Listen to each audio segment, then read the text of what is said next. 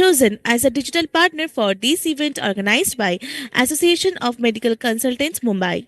So today's focus would be AI and mobile training talks. Let's begin today's session, for which I would like to invite Dr. Navneet Desai, ma'am. She is MBBS and Gynae DGO DNB, trained in ultrasound and infertility, and diploma in cosmic gynecology. Consultant and director, Shobhana Maternity and Surgical Home and Joanna Mother and Childcare Hospital LLP Mumbai. So without any much further delay, ma'am, I would like to hand over the session to you. Can proceed talk, ma'am. Over to you.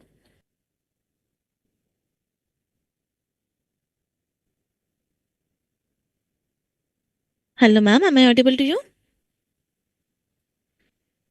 Hello. Is Navneet there?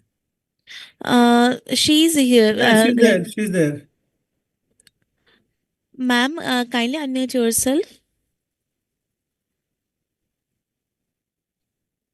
ठीक है Gautam, you start ना. If she must be busy somewhere, कुछ होगा. हाँ. You can just start. Prashant will speak the first. तो अब प्रशांत के बारे में बोलिए, and then we can start.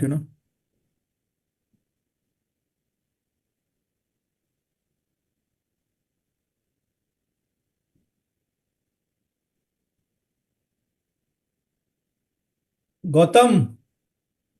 Yeah, good afternoon, everyone. I am Dr. Gautam Sonone, gynec endoscopic surgeon from Mumbai, Andheri, and I am office secretary of AMC.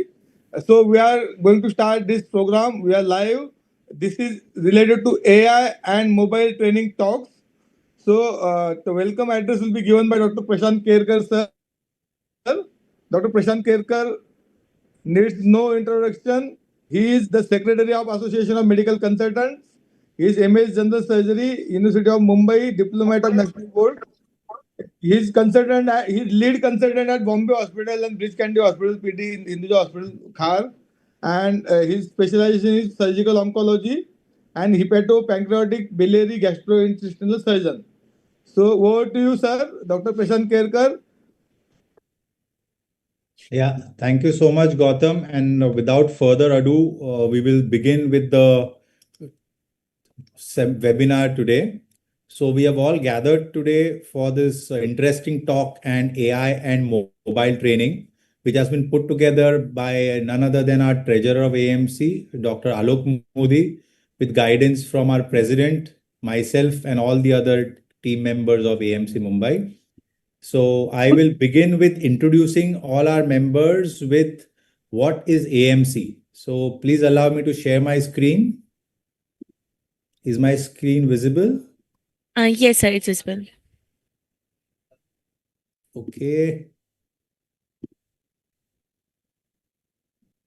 So, Association of Medical Consultants, we have put two faces in front of you. One is that of our president, ever smiling, and the other is myself. And these are the two important faces for this year till 2025-26. Usually we have a 1-year term, and the president secretary usually change with each term. So Dr. Rajeev Agarwal is a pediatrician by profession, and he heads the Kasturi Medicare and the Kasturi Care for Seniors. He's also held some important positions in IMA, like the treasurer of IMA headquarters. He's been a past president of IMA Mira Bhainder. He's received some wonderful awards for his work during Corona, and some appreciation awards like the IMA States President's Award about 7 times. In further talk, I think he'll be introduced more in detail. My introduction has already been done. So I am a surgical oncologist by profession. I do minimal invasive surgical oncology, especially hepatopancreatic and gastrointestinal surgeries. And for any questions as regards AMC, me and Rajeev are available at any time. You can just pick up phone and talk to us, and we'll be very happy to help you. So brief introduction about our association. It was established in 1972. And from then till now, we have almost reached a strength of 16,000 odd members of specialists and super specialists in the city of Mumbai and MMR. AMC across these years has been known to be an important opinion making body, and we have worked hand in hand with IMA and sometimes individually ourselves for certain decisions which are in interest of the doctors. And it is also registered with the Charity Commissioner. So for being just an association in Mumbai, over the years, we've also grown across in different cities within Maharashtra as well as outside Maharashtra. And with each passing year, we are increasing our footprints in various parts of India. And hopefully in the coming years, we'll add another 2-3 cities to our growing list of FAMC. So this Federation of AMC, India, it is led by Dr. Niranjan Agarwal with Dr. Nilesh Nafde as its secretary. It was first formed in the year 2016, and this is the FAMC is the organization which looks after all the affiliate bodies of AMC Mumbai.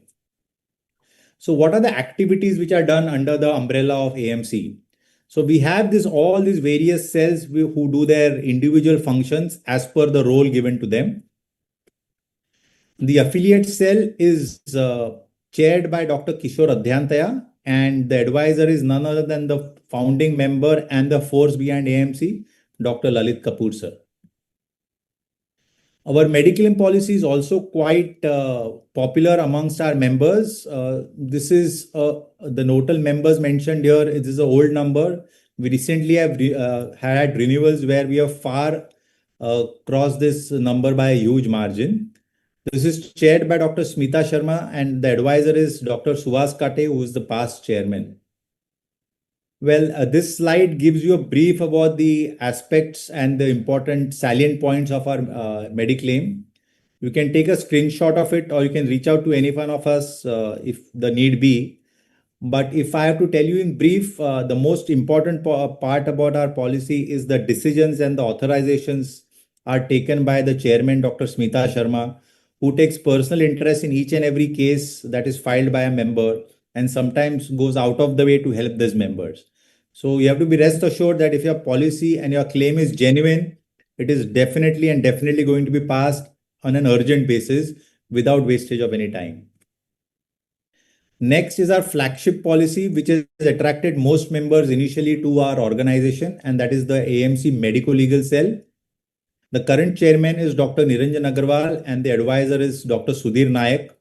Of course, even this cell was led and founded by our chairman and advisor of director of AMC India, that is Dr. Lalit Kapoor sir.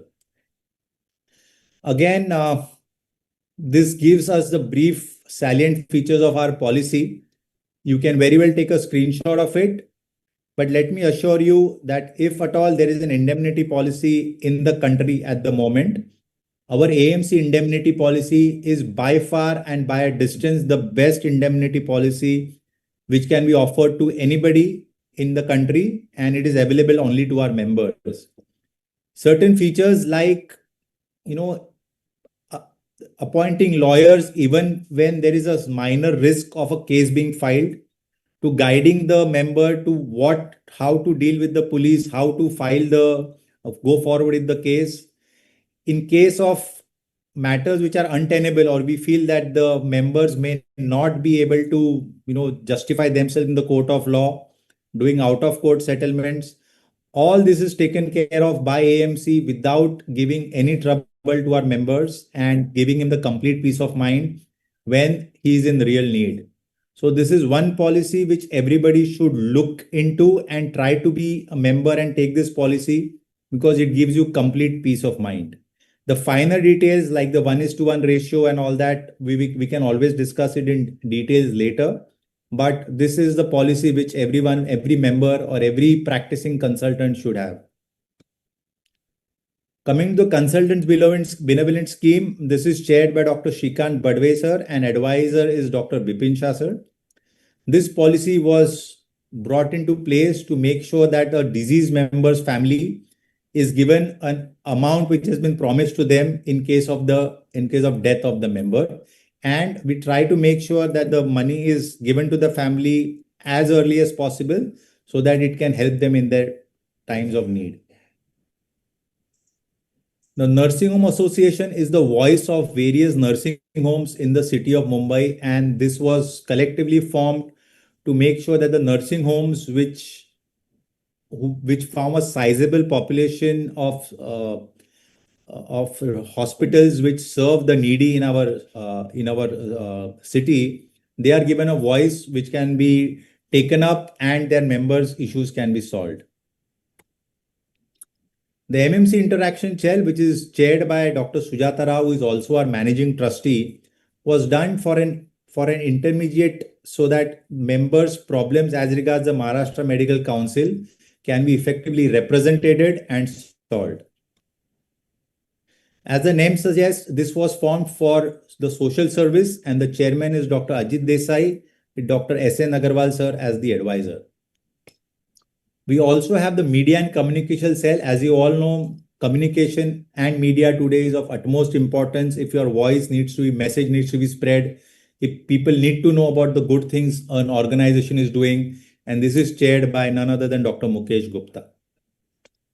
So I'm leaving you with a few photographs of our flagship event, which is the AMCON, which we have every year. And this year we have it on the 11th of Jan 2026 at ITC Grand Maratha near the airport.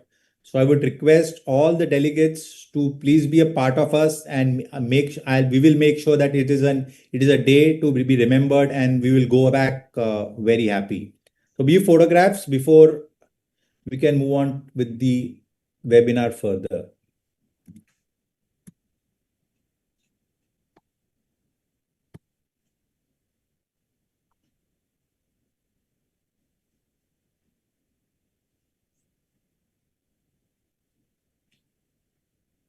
So thank you very much, and I sincerely hope you all enjoy the various topics Dr. Alok has put together, and you go back enriched and wiser with what you all can do with AI and your mobile.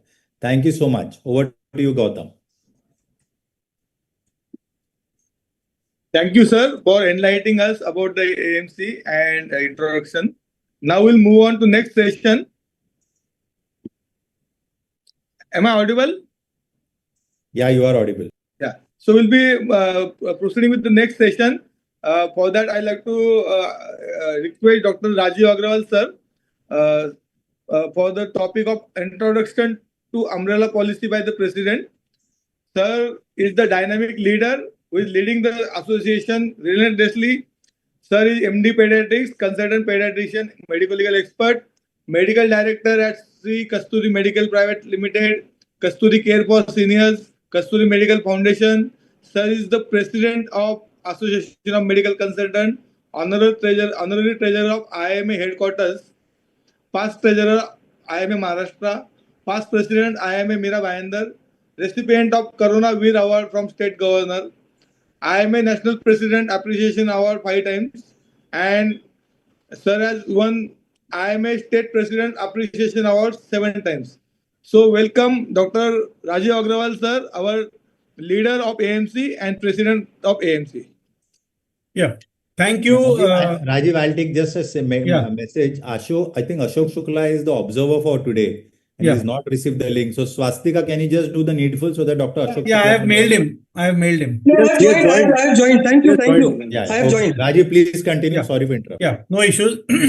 First of all, let me thank Dr. Alok Modi for carrying this ahead. We had planned this AI workshop every month, so we will slowly upscaling the workshop, so that we start with basics and then go to all the advanced things what we will be encountering in healthcare practice, and day-to-day practice, where we can use our mobile, our laptop and AI for the betterment of our patients, for betterment of our practice. But with that, we also need to take the risk part also covered, so we have, as a AMC, we have launched this umbrella policy for hospitals, on this Doctor's Day, and basically it is for multiplying risk management efficiency, and our AMC is the only association which has launched this, so I am very proud that as a president we have launched this policy, and I can guarantee you that this is the best policy any association can offer to any of its members. It is exclusively for AMC members, initially, and then it will be exclusively for AMC nursing home members, So I request each one of you to become a member if you want to take the benefit of this. Because we have paucity of time, I'll just skip I'll just take the important slides. So the master policy holder will be AMC. It will be covering all the hospitals, diagnostic centers, lab, nursing home, daycare centers, even your clinics, where doctors practice. It's a business package policy which includes various sections. We'll go through the sections in the next few slides. Participation is voluntary. If you pay the premium according to the norms and terms and condition, you will be able to get the policy. It is for 1 year, and every year you can renew it. And the premium will be paid to AMC, and from AMC it will flow to the insurance company. The insurance company, we have wisely selected Oriental Insurance Company because it's a PSU. So they do not just run for profit. Of course, profit is the agenda for everyone, but they do not run for profits. At the same time, we are almost paying 20 crore rupees premium to Oriental Insurance Company by way of our HNA, that is Mediclaim policy and professional indemnity policy. So there they are earning some money, so they will not cheat us, and that is the reason why we have done this. And you will get an individual policy in your name, in the hospital's name, and it is renewable, of course. Now, what all are covered in this? So first is fire and allied perils. Fire, you everyone know what happens. Allied perils means any act of God. It could be, earthquake, it could be floods, or, anything, lightning. Because of lightning, because of rains, your structure comes down, your structure gets immersed in water, and that is what is this. Beside that, we are also covering terrorism. If there is, and with this recent era of wars going on, it is always better to take this terrorism also. Burglary, including theft. So from your cash counter in the clinic or hospital, money gets robbed. So that is covered. Business interruption. So what is business interruption? Because of floods, because of fire, because of violence, or because of, any act of God, the hospital shut down because of violence, and it is closed for 10 days, 15 days, 1 month, So that is business interruption. Here's a catch.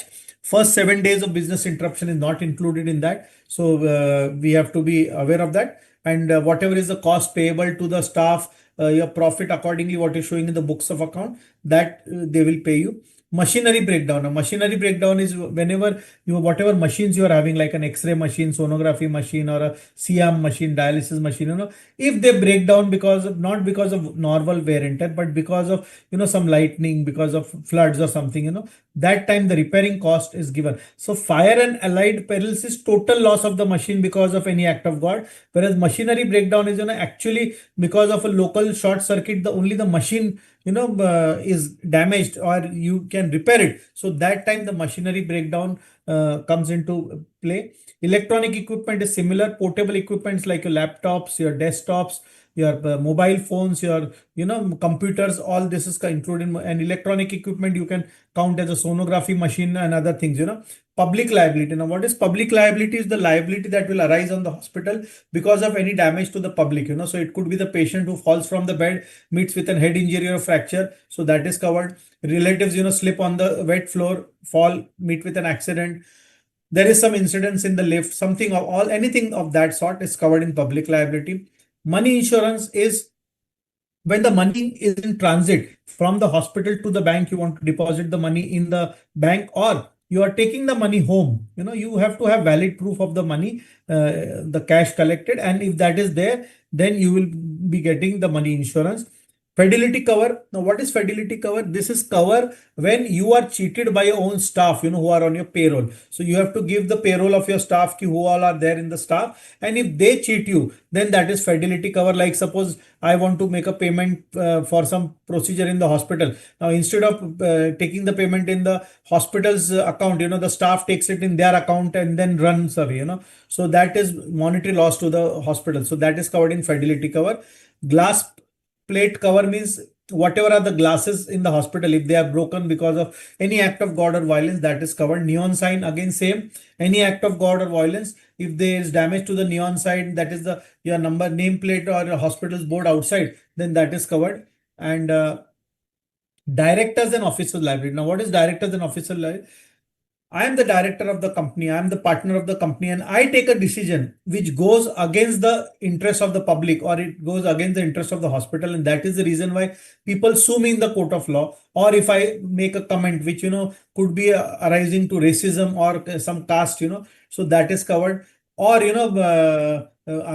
allegations of sexual assault in the workplace, all this is covered in directors and officers liability. And workman compensation is when the staff is in the hospital, traveling from the house to the hospital or from the hospital to the house, they meet with an accident, or they meet with some injury, or something happens to them and they land up into permanent disability. So in that case, they will get a compensation of 1 lakh rupees and 1 lakh rupees for treatment of the illness. So that is, but here you have to insure each and every staff whom you want to cover it. So we will go across the details.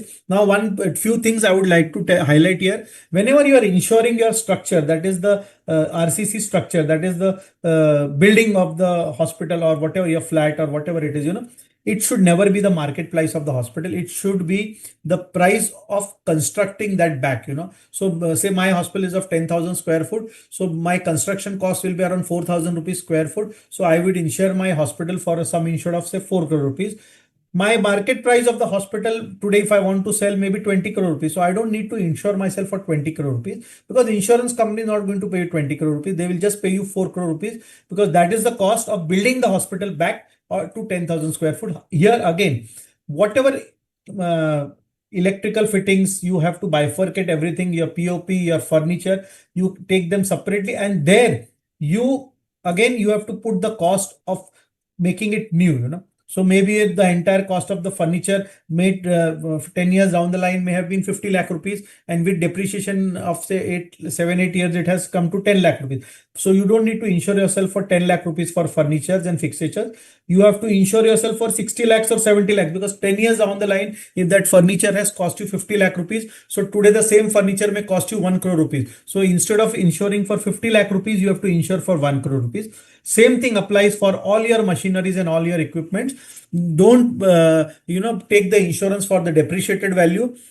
Always take the value for reinstating that instrument, back to the hospital. So if I have a dialysis machine, say of 8 lakh rupees, after 5 years, the depreciation value is 2 lakh rupees. So I don't need to insure myself for 2 lakh rupees. I have to insure myself for 8 lakh rupees. And if today the cost of the dialysis machine is 10 lakh rupees, I should insure myself for 10 lakh rupees, because if there is a total damage to the machinery, then I will be paid 10 lakh rupees. But suppose if you paid 2 lakh rupees instead of 8 lakh rupees, so whenever there is a repairing claim, say repairing claim is of say 40,000 rupees, because you have paid only 25% of the value of the new price, 8 lakh rupees का 2 लाख आपने भरा है, तो आपका 40,000 में 25% will be 10,000 rupees.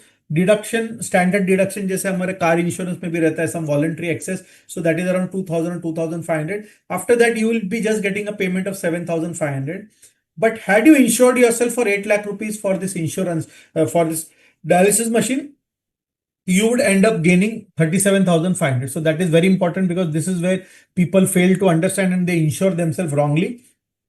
It's a very simple online. You have to have a data of everything. And after having a data, you have to upload it on the sections. Immediately after uploading, it will be seen by prudent insurance company who are official brokers, and they will send you the quote. Once you okay the quote, you have to pay that payment with GST to the insurance company. This is there in the ambit of GST. So 18% GST is applicable to this, and a master policy in the name of AMC will be issued, and you as a medical establishment will be issued a separate individual policy in your name.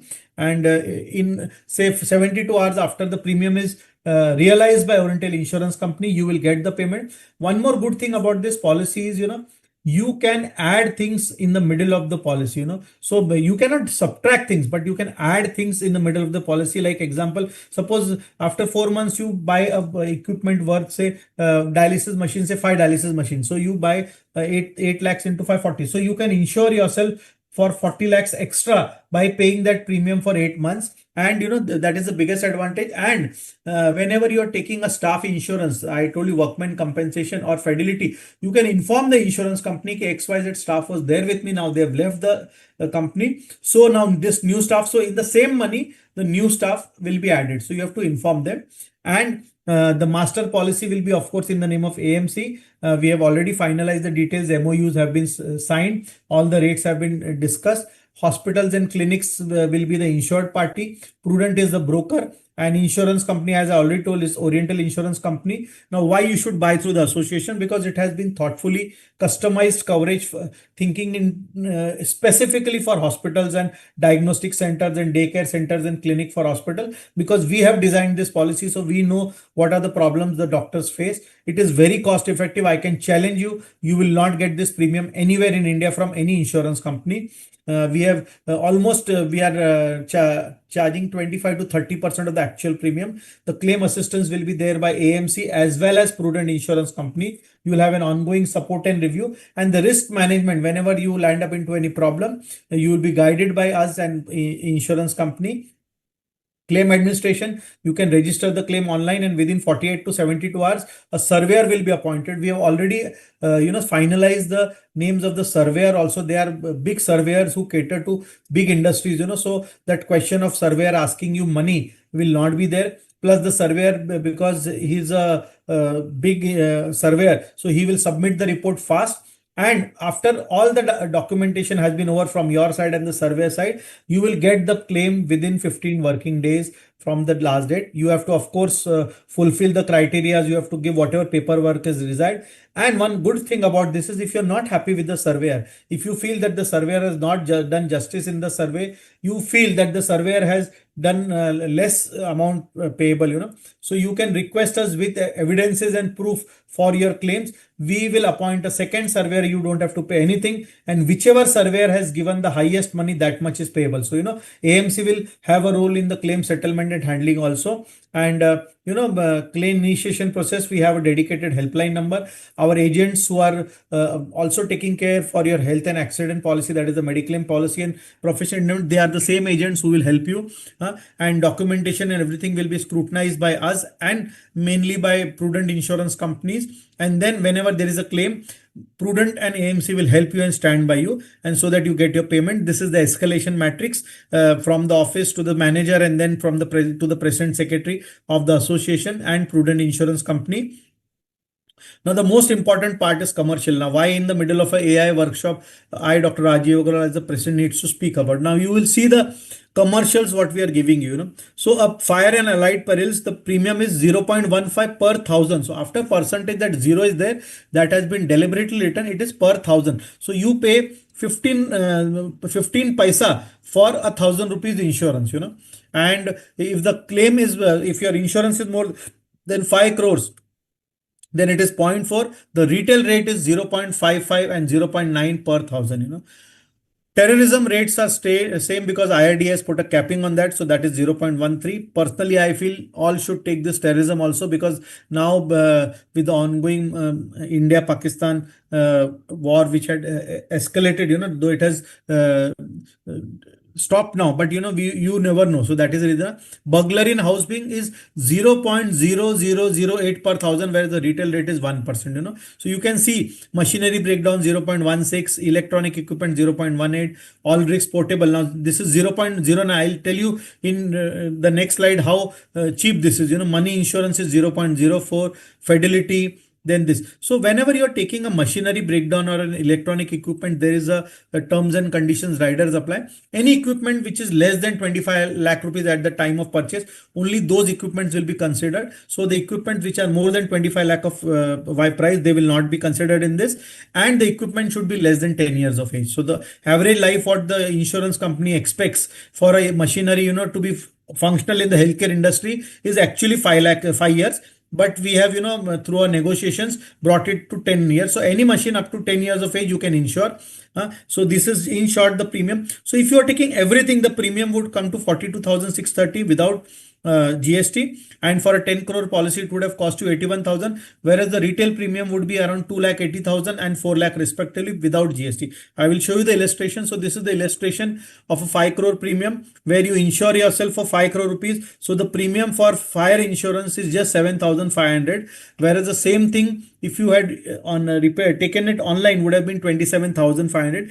These rates may vary slightly from insurance company to insurance company, but whatever is the higher we have taken, but I can assure you that these rates, what we are offering is the lowest in the industry. So now you see, if you are going for a portable equipment like a laptop, mobile and tablet, which you are taking for, today if you buy an iPhone 17, it costs around 1.5 lakh. And if you go to the, for insurance, for 1 year insurance, it costs 17,000, now you see for a 5 crore insurance, the premium is 4,500. So you can see, so if you have purchased your mobile phone, laptops, tablets in the name of the company in which you are insuring, then definitely you can insure those also.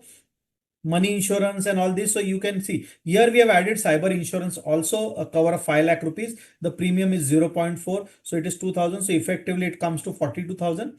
And the premium would have what have been maximum that would have been possible in a retail would be 2.8 lakhs, and with GST it would be 3.3 crores for a regular online premium, whereas AMC would give you the same thing at 50,000. So you can imagine we are just 20% of what the actual premium you are paying. Yeah, so this is what I will give an example.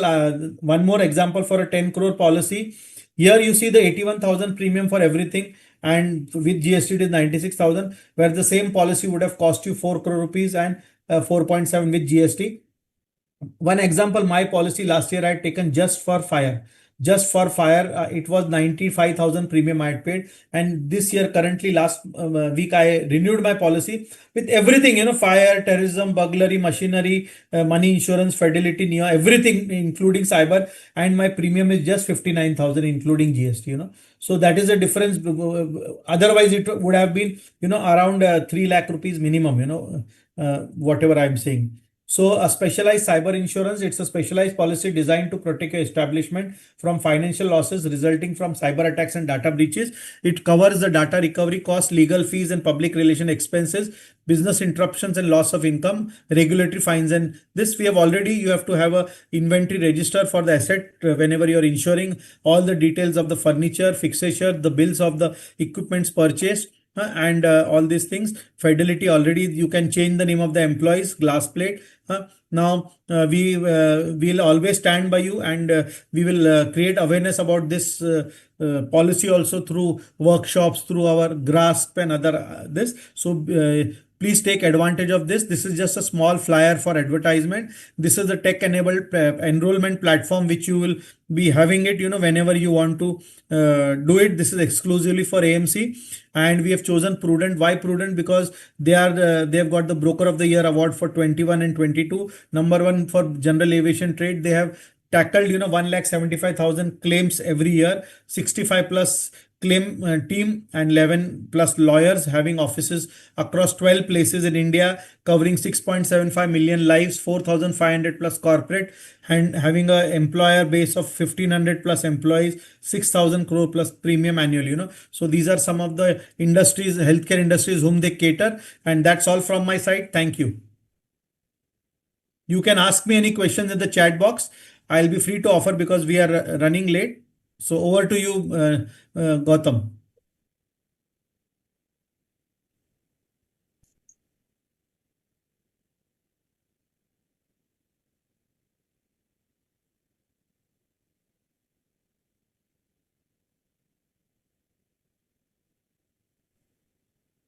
आलोक आप देख लो ना, गौतम नहीं है तो we are wasting time if you not.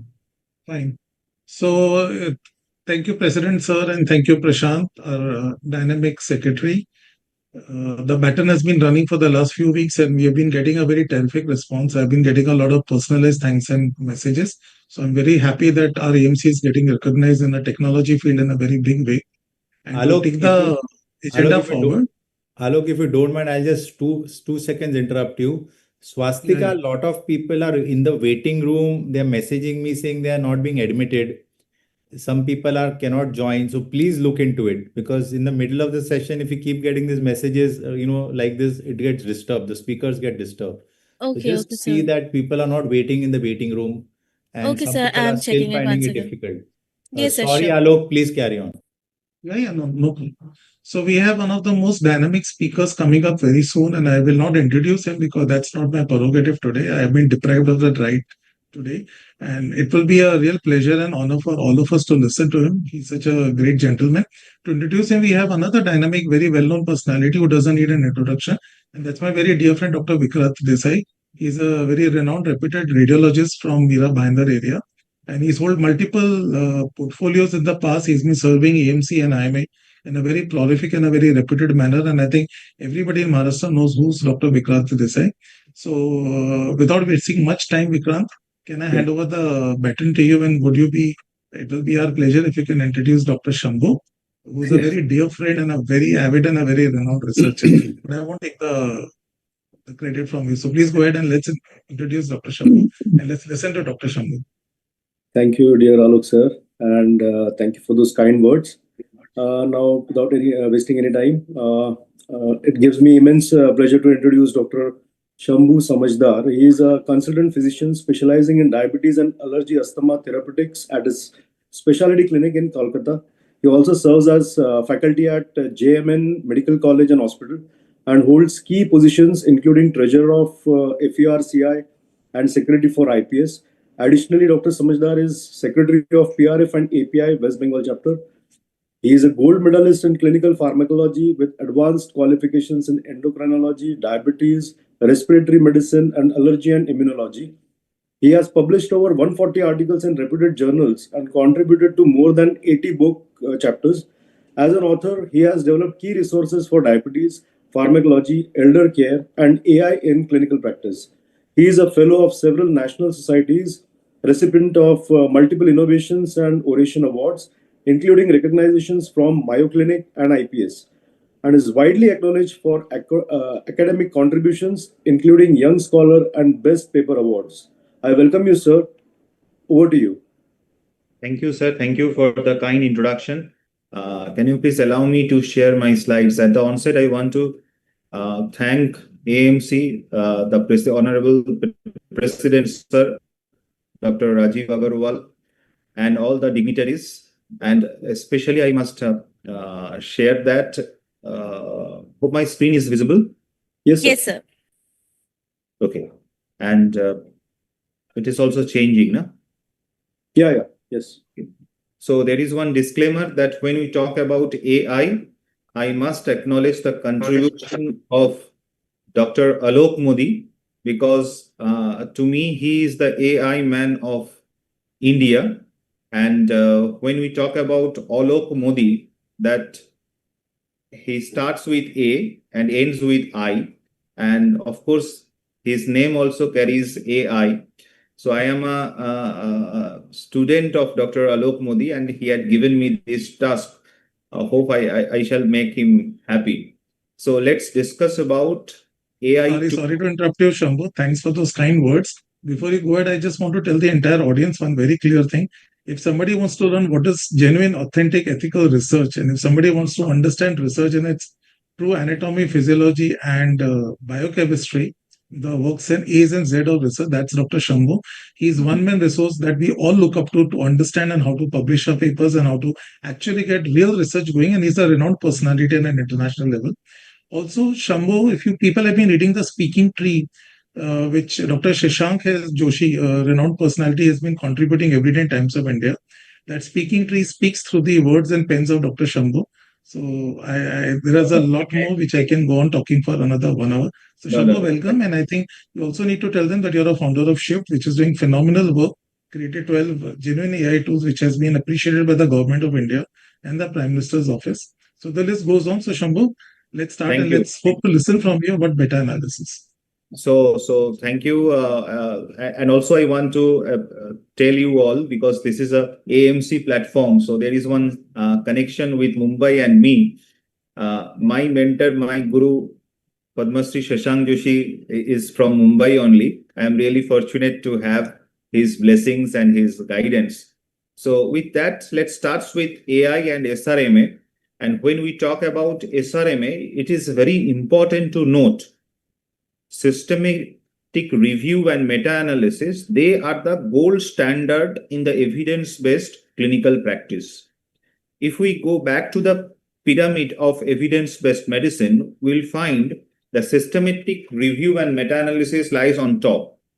They are actually helping us in development of guidelines, treatment protocols, and policy decisions. They are very much crucial for aggregating results across multiple clinical studies.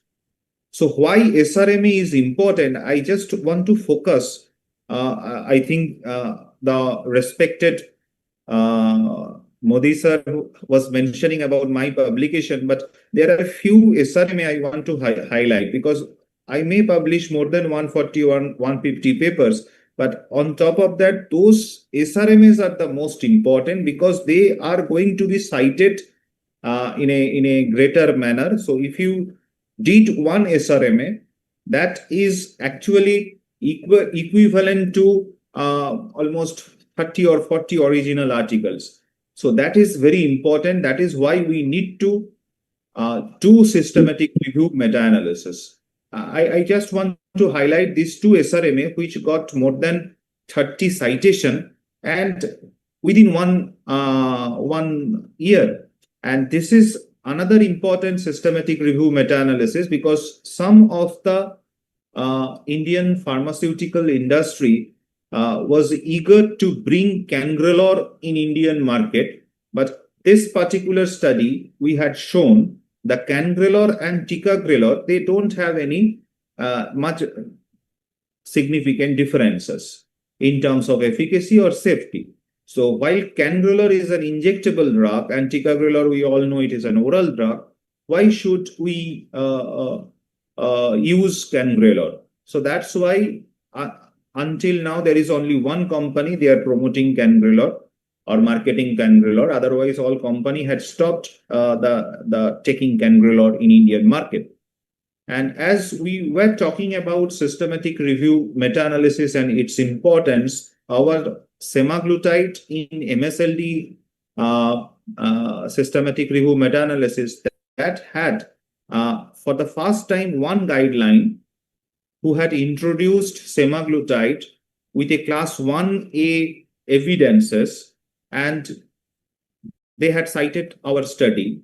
And after that, we know now in 2025, multiple MSLD guidelines that had been coming up and that had clearly mentioned about semaglutide's role in MSLD.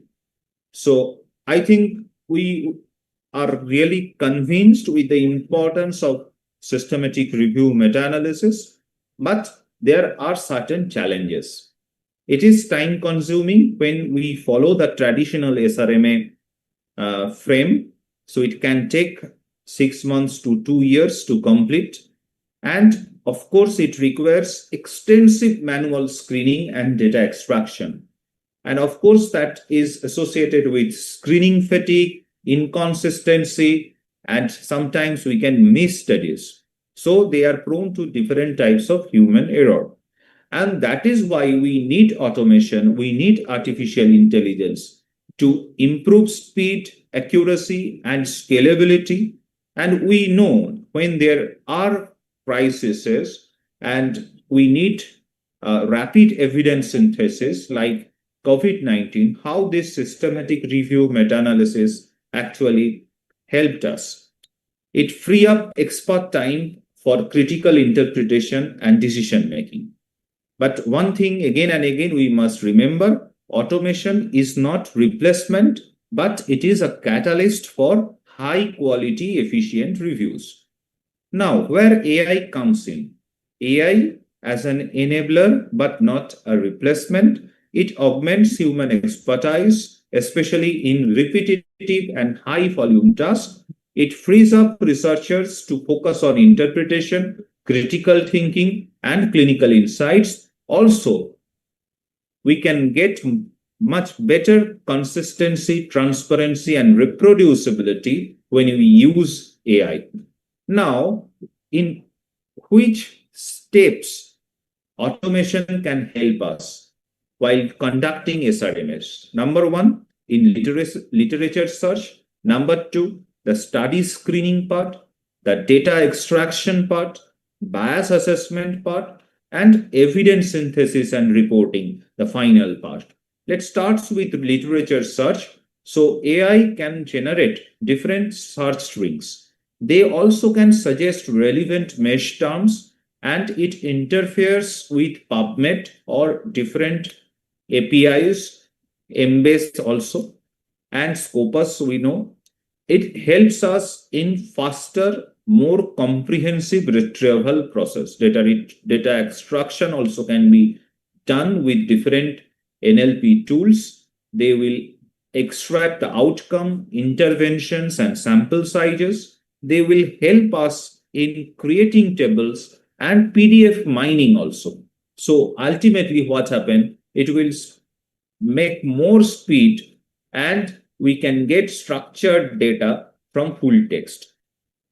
Regarding the bias assessment, especially this was present for a long time, automated Cochrane risk of bias flagging, different tools are coming up. For an example, Probust AI, which standardizes the risk evaluation and suggested justifications why I am making them in certain group. When we talk about evidence synthesis and reporting part, this is very much helpful. Using proper ChatGPT prompts, we can draft the summaries, Prisma diagram automation, and there are writing supports for result sections also. So what happened? The end result is acceleration in reporting, but again and again, the human review is important. So AI can support each stage of SRMA pipeline, but expert validation is extremely crucial, which ensures the scientific rigor. This is an example by which we can say that AI in formulating the research questions and search strategy. If we talk about tools like ChatGPT or Search Refiner, the ChatGPT can assist in generating that population intervention, comparator, and outcome-based clinical research questions. They will produce tailored, well-structured prompts for systematic review protocol, and they also create certain initial search string. It could be Boolean search or mesh terminologies. And when we talk about Search Refiner, they also extract frequent mesh terms from seed references, categorizes into condition, intervention, design. They also refine the Boolean logic for databases, for an example, PubMed. I personally had not used this Search Refiner, but I had used or using ChatGPT. Yes, it gives us faster iteration of question framing. It improves the comprehensiveness of search strategies and also reduce the risk of missing key studies.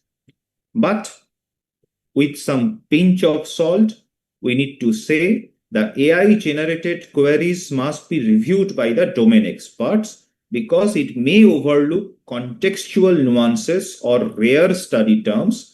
We need to always validate against inclusion criteria. This is a classical example I want to discuss or share. We had given this task. Please define a systematic review question on diabetic retinopathy treatment. So this was the ChatGPT prompt. Generate a PICO framework for evaluating anti-VEGF versus laser therapy in diabetic retinopathy. Now, what was the AI output? They had given this PICO format, population intervention, comparator, and outcome. That was fantastic. We can see from here. And they also suggest PubMed search string. We can see the PubMed search string below. Now, this was my prompt. Please generate a PICO framework for evaluating anti-VEGF versus laser therapy. So AI output was this, and this is the this is their response. Now I had again mentioned, please cross-check the search string for PubMed and correctly prepare. Now they had done a correction, and I am getting this validated PubMed search string, because at the beginning, when this was the search string, I had certain confusion. I was not convinced with this search string. So what happened? This was the modified search string that had been again given by the ChatGPT. So when I had given this, I think all of you can view this 156 studies they had find out, right?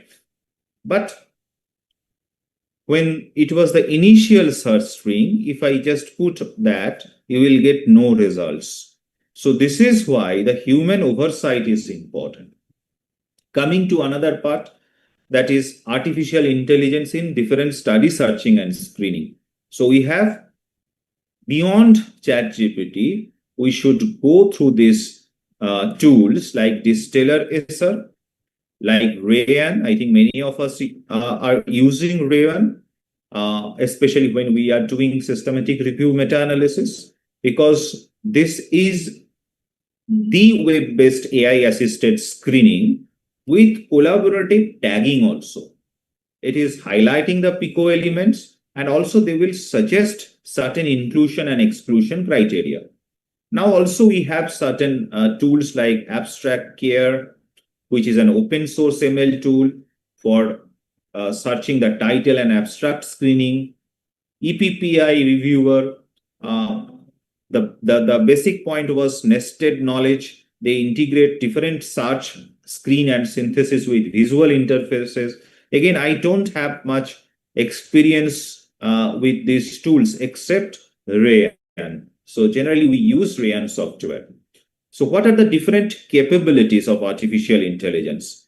They will tell us about the ML prioritization. They help us to learn about the inclusion and exclusion criteria. From reviewer input, they will also reorder the citation relevance to accelerate the early phase screening. Auto input and deduplication process. So they will remove those duplicate entries automatically. And as now we can say the ChatGPT also, they are generally follow this API integration, application programming interface with PubMed, Embase, Scopus. So that help us hugely in doing the search in a systematic way. And we need to suggest these terminologies, include, exclude, or maybe, to improve the consistency and reducing the fatigue. So this was a very interesting paper that had been published 1 year back. And this particular study had shown how artificial intelligence can be used to enhance the systematic review in health research. So the main finding they had highlighted, when we talk about ChatGPT and API screening evaluation, the sensitivity and specificity was more than 90%. So it was based on different LLM assisted screening of abstracts using inclusion and exclusion criteria. So AI does not eliminate the screening work, but it transforms, especially how we can do this it in a smarter way, in a faster way, that can be done by these tools.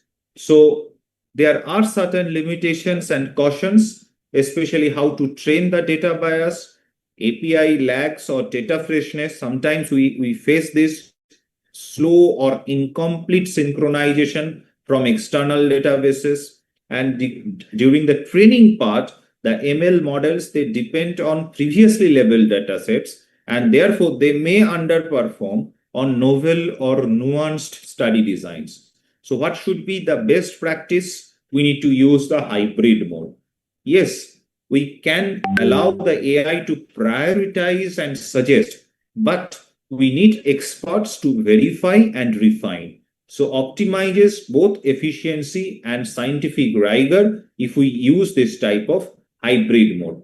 So these are few important tools by which we can have the data extraction. It could be robot reviewer, SciSpace Copilot, or even the elicit.org. So if we talk about the NLP-based full text parsing, they extract sample size, interventions, outcomes, effect size, and study designs. And therefore, they will generate the table which compiles results into evidence tables for synthesis. We all acknowledge the difficulty and time-consuming issues while we were manually preparing this table. But now, this with the help of this NLP-based full text parsing, we can have very easily this evidence table. It also support export to the Excel or other systematic review software so that we can get the report of meta-analysis. So user can ask what were the main outcomes or please list the adverse events. And then the SciSpace Copilot highlights the answers with linked citations also. So these are the advantages and like automates hours of manual reading and copy pasting. It minimizes the human data entry mistake, and of course it is reproducible, so enhances traceability of data points. But there are certain limitations like poorly formatted or scanned PDF. If we are having tables embedded as image, then it is difficult. Non-standard reporting languages, then GPTs can misinterpret or the context or misnuance the results.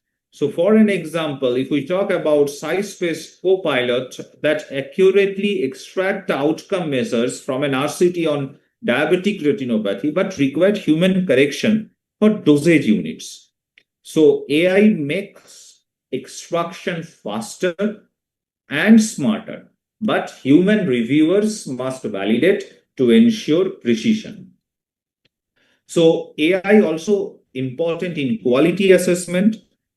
For an example, we had talked about robot reviewer, which can be used for Cochrane risk of bias assessment, or we can have those NLP to extract the relevant sections and auto-score domains, the SciSpace GPT, and of course the Probust AI we had mentioned previously. So they can automatically flags the random sequence generation, blinding process, outcome reporting, and they will suggest low, unclear, or high risk per domain. So they will give us a clear-cut view on ROB assessment, risk of bias assessment. And when we talk about its efficacy, the reported accuracy is almost 70 to 78%, depending on the domain and the study quality. So again, the human oversight is important, especially it is useful for rapid first-pass assessment. And human judgment, as we were talking about, most important, especially for the subjective criteria, the qualitative study, poorly reported trials, and certain complex interventions. So what should be our best practice? We need to use AI to pre-annotate the bias domains, then have an expert reviewer to validate and adjust that. It will save the time, it support the consistency across large review teams, and also enhance the reproducibility. So AI is a bias detection assistant, not a substitute for critical appraisal, that we need to remember.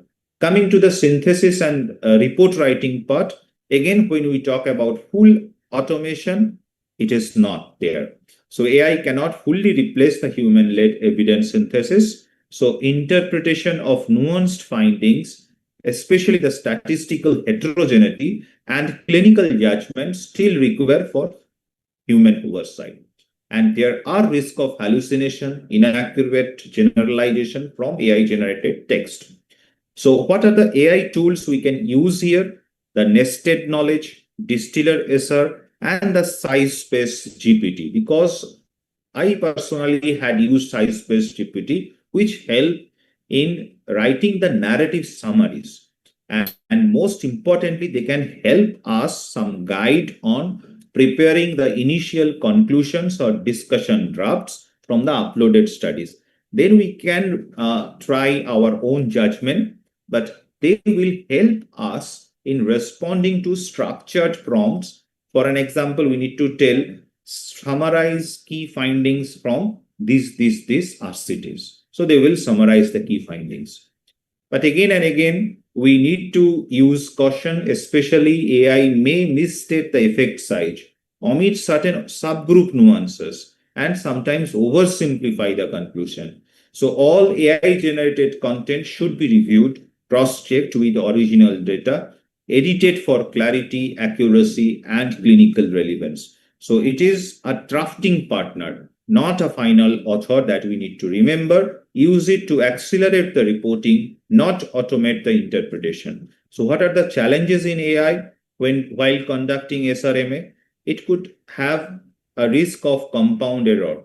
So each stage searching. Dr. Shambo, sorry to interrupt you. I can finish. Can we request you to hurry up a little bit because we're short of time. Okay. So compound error is lack of transparency in different ML models. Then the hallucination, as we were mentioning, we had given one example also. And finally, the bias from the training data. So with that, we need to understand how to take human in the loop. It is very much important. So it is AI should augment, not replace the clinical or research judgment.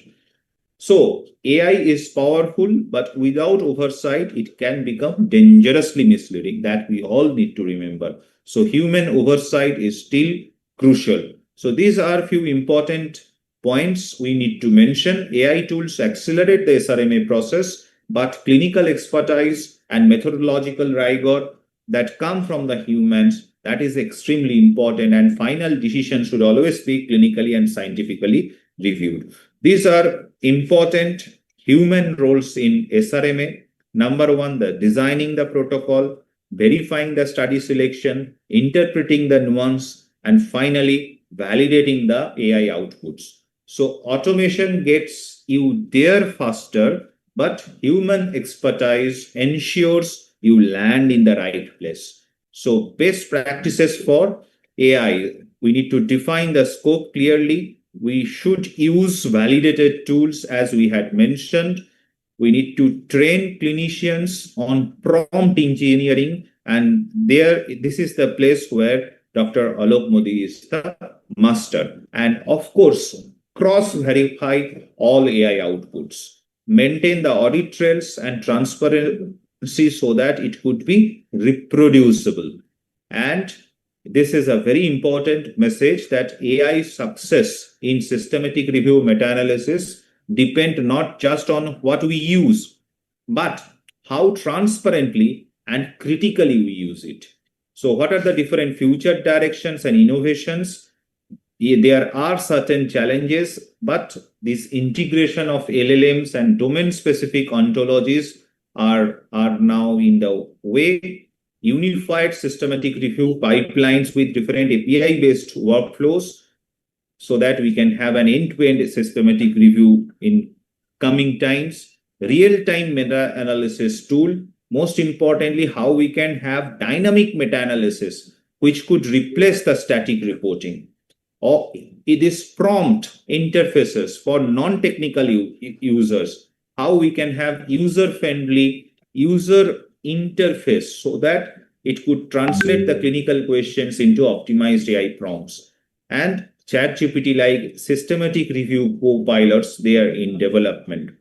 So the future of SRMA is not just AI powered, it is clinician controlled, intelligent, and real time. So summarize, AI enhances SRMA efficiency. So faster reviews without sacrificing the thoroughness. Human review remains essential. start with semi-automation. So we can start with AI for low risk and repetitive tasks like deduplication, fast pass relevance screening, or risk of bias pre-annotation. So build trust before scaling use. Then adopt carefully and transparently. So the future of evidence synthesis is hybrid. Again, AI powered but human guided. So with that, I once again thank you all for giving me this opportunity to share my thoughts on this topic. Thank you. Thank you so much, sir. Thank you for this detailed explanation of how AI, what is the role of AI in this meta-analysis. And we are really sorry that the time is less. Otherwise, I could have, means the depth is so much of this topic and meta-analysis itself and with the AI, but you have tried to put it in a proper nutshell and, hit the points hard. Thank you so much, sir. Over to you, Alok, sir. Just, it's always a pleasure and an honor and Alok, privilege we to have listen time to for one Shambo. question or we don't? Yeah, we can take, no problem. We can definitely take. Dr. Samajdar, hi, Dr. Kerkar here. So in our field of oncology, Gautam, please mute yourself. So in our field of oncology, we almost have a review or a new letter coming in daily, trying to make it very difficult to keep abreast across what information is being poured in. So can we use AI to streamline or get this consolidated information? That is my first question. And the second question is, we nowadays see kids writing essays with AI. They are not using their brains. So my fear is that in the future, just for the sake of publicity, do you think AI may actually, design a study, give the results and be a completely fallacious? How do we differentiate it? How do we help ourselves differentiate it from a truly validated study? Thank you. Actually, I was going to take this in the panel discussion. This was the topic, it's a burning topic. But go ahead, Shambo, you can go ahead and answer it. Not an No, issue. I think this is a very serious issue. The part Dr. Kerkar has mentioned, and I think we had written one small article, that is why in coming days the plumber will have more importance than authors, because authors' job can be translated or can be done by softwares and AI medium. Gautam, please mute The yourself. first question you had asked regarding how to summarize different study results, and I think now we have the ChatGPT. ChatGPT is very good in summarizing the study results. So you can feed the multiple, maybe 3 or 4 studies, and then we can ask the ChatGPT to understand. But if we want to do systematic review meta-analysis, for that the human oversight is still very, very critical. Starting from the PICO format, ending with the drafting the results. So all these steps should be done with human oversight. Thank you, Shambo. As expected and as sought after, you have been in the forefront and showing us what real research is. The person who does the mecca of research is Dr. Shambo Samajdar, and he is a reference point where we all go to pick up our knowledge and our nuances and ethics. But stay back. I'm going to pull your leg a little more for some wonderful questions for the panel discussion. And we have another very avid researcher and a very prolific and a very well-renowned personality coming up. And to do the honors, I would request our very respected and very senior physician, Dr. Manoj Patel, sir, to please introduce the next speaker. And to introduce Dr. Manoj Patel, Gautam, are you there? Yes, sir. Now we'll proceed with the next session. Working with Notebook LLM. And Dr. Manoj Patel will introduce Dr. Rajesh Kesari, sir. Dr. Manoj Patel needs no introduction. He's senior most AMC member and guiding force for the AMC. So welcome Dr. Manoj Patel, sir. Please introduce Dr. Rajesh Kesari, sir. Yeah. Dr. Manoj Patel, sir, is also the zonal director, and he's also attached to Nanavati Hospital. He's also one of the trustees for the IMS Juhu. And Manoj Patel, sir, is a very popular and a very highly respected, very senior colleague and a friend. Sir, over to you. तुम्हाला phone करेल काय phone करेल? So thank you, Gautam. Alok. So I have given a pleasant class to introduce Dr. Rajesh Kesari. Dr. Rajesh Kesari is the MD physician from Odisha State Medical Council, postgraduate program in diabetology from John Hopkins School of Medicine. He is scope certified bariatric physician. Currently, he is a director, consultant diabetologist for Total Care Control Diabetes Center at Delhi, having its branches at Ghaziabad and Greater Noida. He has participated in various international and national conferences and various papers and articles and review articles and national and international critical trials. He is member elect of the executive committee of RSSDI national body, fellow diabetic India winner RSSDI. He has contributed chapter in a annual casebook. His social media committee, organizing committee. He is a member of wellness and digital health.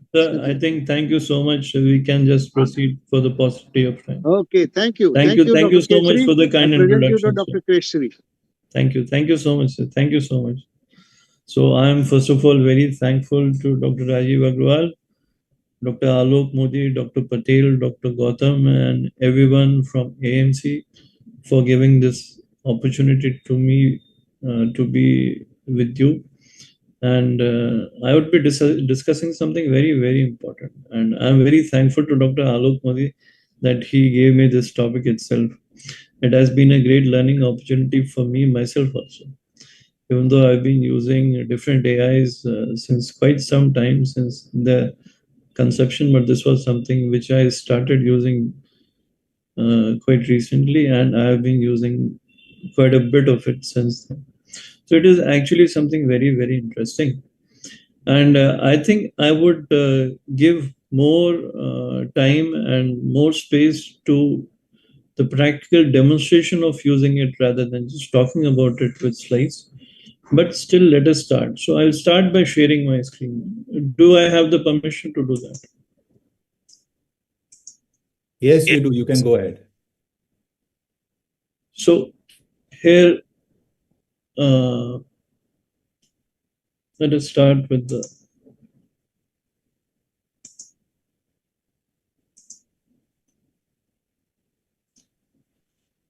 so we would be talking about Notebook LM for clinicians. So this is an application made by the Google itself, and as we all are aware, anything which is made by Google is very user friendly. It is very useful. And obviously, it has a niche space for itself, which probably others would be vying for. So this Notebook LM is something very, very interesting. It is very different from the other AI platforms that we are aware of, and I'm sure we all must have been using like ChatGPT, Copilot, and other platforms.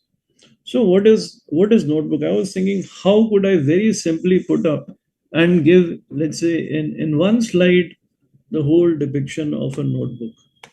So this is Notebook.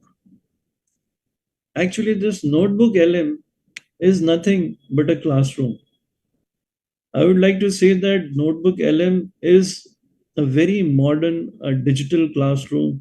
Unfortunately, in my time when I used to go to school and college, we didn't have these types of classrooms where you have everything, where you have digital representation, where you can have a movie being played, where you have we used to have models, but where students have computers, laptops, or digital screens in front of them, and you have a very good audiovisual system. So a Notebook LM is actually all these things put up together. Again, why is it a classroom? Why is it similar to a classroom? Because here you have the subject, you have the agenda, and let's say you have you know actually what you're going to learn from. Like when we go to classroom, when we are studying, we know what the course books are, we know what we're going to study from, where the information is going to come from, what we're going to study. So all this is there in the notebook LM. And who puts it there? It is actually you who's going to put it there. So this gives you an opportunity to learn from the source that you want to learn. It simplifies the process of learning. It actually helps you digest the knowledge. Knowledge is coming from various sources. So all these are diverse sources, just like we have, let's say, in a classroom. Now, I would rather say probably this classroom may be some super classroom, not just of a school or a college, but maybe of a coaching center where they might be trying to put some extra things. So all those extra things you have on your laptop or desktop and on your phone also with this with the notebook LM, which to a very great part is free. I mean, for usual purposes, you can use it free of cost. You don't have to pay any subscription fee. So, in fact, I would like to take the words of Dr. Shambo.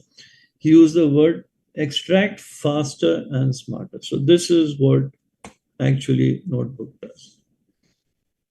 Adult learning is very interesting. It is very different from the learning in childhood. It is driven by curiosity and motivation. And we want to learn something because we need that. We have to increase our knowledge. We have to increase our skills. So we learn for that. The processes that follow are gathering information. We gather information, like we might read a book. Now in the age of internet, we would look up in different portals, different places, and make a mine of that information as PDF, as books, as lectures, as audiobooks, as podcasts. So these are the different sources of information that we have. Then ideally, we should be actively engaging with these information in different formats to increase the retention, digestion of the information, and understanding the information. Then the next very important part is reflection and feedback of that information and our knowledge assessment that we actually have undergone with this interaction. Now, all this together comes in the notebook area.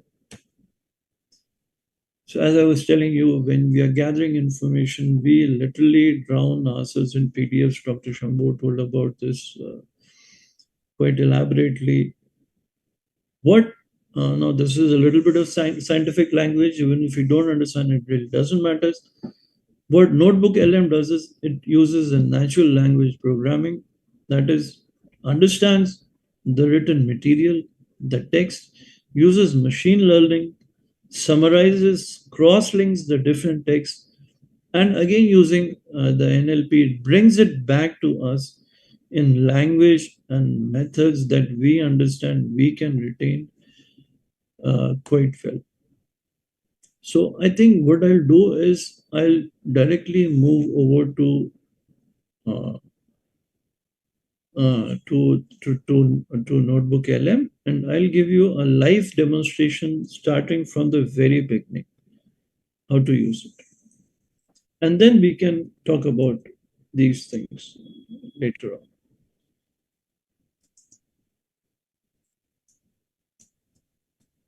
Is my screen visible? Yes, sir. So I have changed the screen. Is it visible? I have changed the... No, Rajesh, you're visible. You have taken a screen sharing and not a PowerPoint sharing, so you're very much visible. Okay. So now, to start with, we just go up to the Google page and Google Notebook LM, and just open the page. And we click on the Try Notebook LM. So what we have is something like this. You're already logged in because I'm logged in with my account. So similarly, when you go to Notebook LM, you will be logged in with your account. And this is the page you see. Now, these are different. These are for demonstration. But what is important here is what I told you in the beginning, that this is your notebook or this is your classroom. I would rather call it classroom, not just a notebook, but this is denoted as notebooks. So like you want to learn about something, you choose a topic and you can denote that topic. So we create a notebook. We want to learn about something. Let's say I thought, why not learn something about the microbiota, something related to our subject. Even though you can choose anything and anyone can use it related to any subject, any topic. Children can use it, medical students can use it, researchers can use it, and use their own topic. So we create a notebook here. And now what we need to do is we need to seed this notebook. This is the most important and interesting part of Notebook LM. That Notebook LM uses the knowledge that you provide to it. Knowledge in form of either PDF or audio or video or YouTube or any web links, which you decide contain the authentic knowledge from which you want to create further report or video or audio which you want to learn. So that knowledge is used in creating further context. So this is called source grounded LM or source grounded knowledge. So the big advantage of this is what is at times the disadvantage of other AI sources, hallucination. So you know that the source is authentic and you can rely on that source. It is a reliable source. And how to use that source for your application, for your knowledge gathering, that depends upon you. And this is where Notebook LM is going to help you. So first we have to seed our notebook, that is give source of knowledge. So we would upload some files here, upload sources. So we'll choose, let's say, so I have collected microbiota, some files on microbiota, for example. So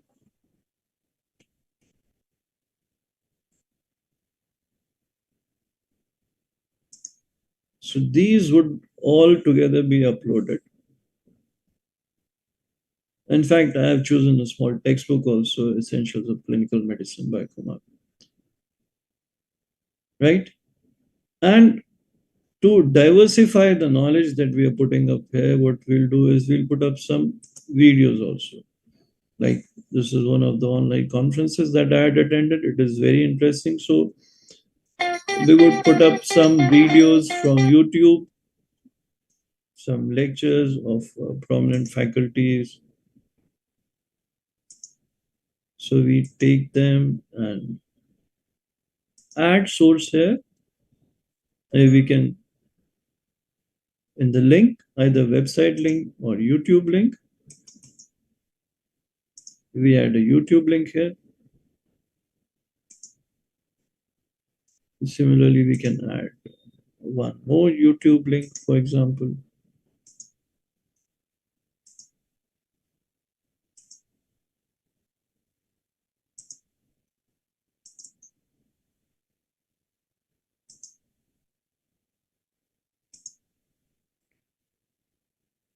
Now, very interesting, I'll show you that we can add some links from websites as well.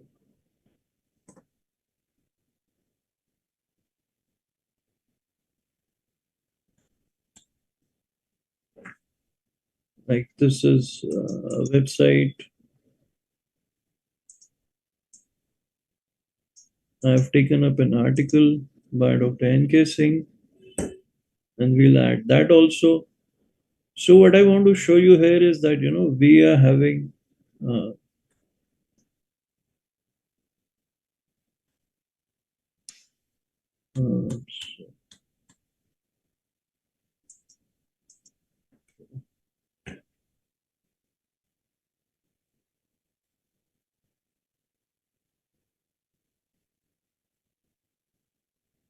okay, yes.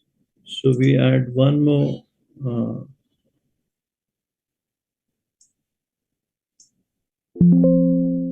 from website. You can paste multiple URLs together, but I'll just paste one. So we have all this information from the sources that we trust. We have ourselves chosen these sources. Now, to read all these papers, to understand all these papers, and to make a summary of these papers would have taken, I'm sure you all understand, a lot of time. And to understand, even just to listen to these lectures in this conference, recording would also have taken a lot of time. So what the notebook is going to do is going to make a summary for us to easily understand and digest all this information in the way that we want it. We want to understand, comprehend. So first of all, we can pick up any of the articles, any of the sources that we have decided to learn from, click on them, like I'm clicking on this, and I've got a concise summary of this. And I've got topics or questions which I can ask further elaborating from this. So the notebook LM has picked up certain important points from this article and has already made up certain questions or remarks from them, which like I can click on human microbiome definition. What is the definition of it? And from this article, I would get the definition of whatever topic I had picked up of this particular thing. Similarly, from if I pick up the video of the gut microbiota of Health World Summit, I get a summary of the video, and I can pick up different important topics from what was talked about in those videos, and I just click on them, and I'll get them here. It takes time, so that's why this is the microbiome definition, as you can see, and all and everything that you see comes with references. So you can click on the references and see where it has come from the line or the point in the article that you had already given. So this is the beauty of Notebook LM, that you choose your source and you upload it, you see your notebook page with that, and you can easily interact with it and understand. Now I would type a very simple thing like, give me a summary of all the articles and videos.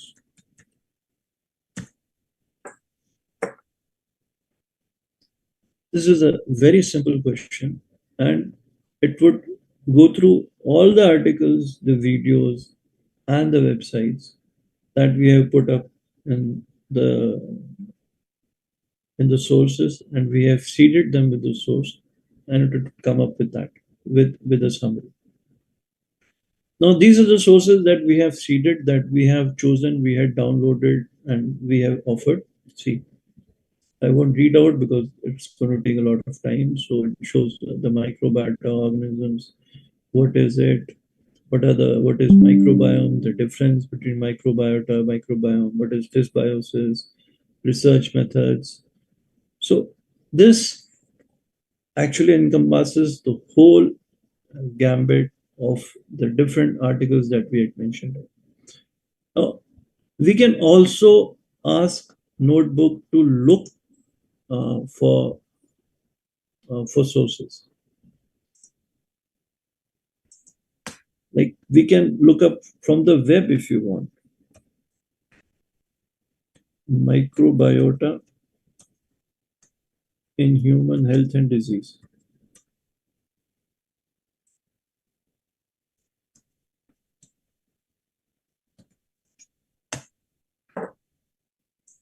So this would look up credible resources or sources of articles and would show us.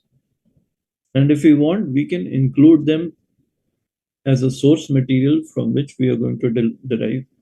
Some of the articles we already have, but these are other articles which you could add, import and add. In the current format that we have, you can use up to 50 sources in this left panel, on which you get the interpretation or this thing here. So it can be 50 or an article of 500,000 words or 200 megabytes. So now this is where we get answer to our questions, and not just our questions, you get suggested questions also. So here it is giving you suggestions about what could be the more interesting topics derived from your first question that you had asked, that we had asked. So how does gut microbiome dysbiosis mechanistically influence metabolic and inflammatory diseases? There would be many such questions. So we can click on any one of them and we get answer to those questions together with references to from where the answers have been picked up. And you know that the references are the source is authentic because you yourself have chosen the source. Now, one interesting thing that we were talking about learning and adult learning was the active engagement.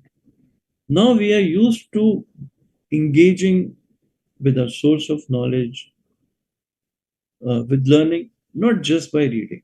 And the other sources, we all are busy clinicians. We can use a lot of time, for example, while traveling. And there's some things in which the retention while watching a video or listening is much better at times than reading. So on the right, you can see a very interesting panel. One is the audio overview. So what you can do is you can get an audio overview of all this that you see is written here, and the material that the source that you have already chosen. It can be presented as an audio overview or a podcast that you can listen to on the go or you can listen to right now. So for that, we have to click. Either we can just get an audio overview the way Notebook LM thinks appropriate, or you can modify it also. So you can choose the way you want. You want a deep dive, that is a lively conversation, a brief bite-sized overview to help you grasp the core of ideas from your sources, critique, or a debate where you might have two people talking to each other. So let's say, to be short, we'll have a brief overview. And what do you want to focus? Now, you can give the way that you want to focus. Structured overview. Microbiota. Implication. Growth and development.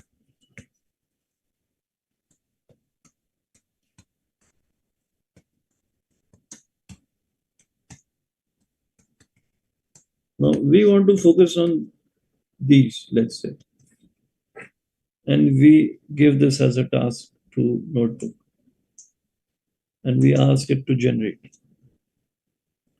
So soon we will have an audio here. We can similarly have a video overview also using the same method. We can choose a language. It can be English and it can be any of these languages that you see here.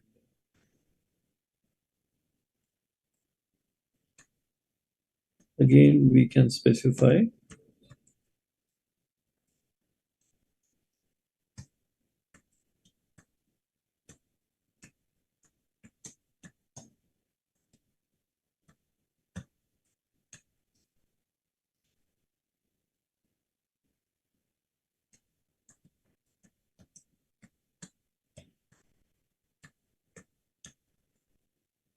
So this is just for example. And We will soon have a video overview also. It takes some time to generate, that is quite obvious. Now, interacting, that was what we were discussing, that, engagement, interaction is very important to learn and to assess. So, this is the mind map. When it comes up, I'll show you that depending on, based on all the source material that we have uploaded, we get a mind map which helps us easily understand and structure our thought process to understand and get a better understanding further on of the subject that we're talking about. Similarly, we can ask Notebook to prepare reports. So reports can be any of these formats that you can ask mind map this Notebook LM to prepare for you. It can be a clinical review article, an information pamphlet, explanatory notes. You can create your own note. It can be a brief document. So obviously, it would not be advisable to make a review article from here, but you can use these as the basis of your further engagement with the topic and making your own thoughts more clearly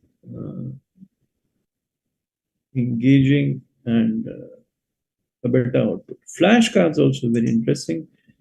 With the help of the flashcards, you get an opportunity to interact with the knowledge, see whether what you've read till yet has been is right or not, and you can get a very crisp topics or small lines which would ask you questions also, and in which you have the answers also on the back of them. Quiz, it is an interactive quiz. So all these 6 things are very interesting, and they would help you in actually retaining the knowledge, easily understanding the subject. Now, this podcast here is already ready. I'll play it. If it is long, I won't play for long, but just for you to have an idea. On the human microbiota, we're talking structure, development, and the really big disease implications. Okay, so the microbiota, it's this huge community of bacteria, viruses, fungi all over us. And get this, it has up to 150 times more genes. So since the generation of these would take time, what I had done was I had made something similar on topic of microbiomes and gut metabolites. And there I have generated similar video and audio, and I'll show you. I'll just, for the demonstration purposes, the sources are almost similar. I've added some more sources because this was specific to diabetes and chronic diseases. And in fact, what I've done is I have shown different prompts and the different results that come out. So this, in one of the videos, while I was prompting, I said focus on science, targeted for researchers, doctors, start with physiology, normal physiology, pathophysiology, and here a different prompt, and all the different prompts give you different videos. So you can actually guide Notebook to what you wish to hear and to learn from this page, or I would say in this classroom, and you actually get that. So these are 3 different videos.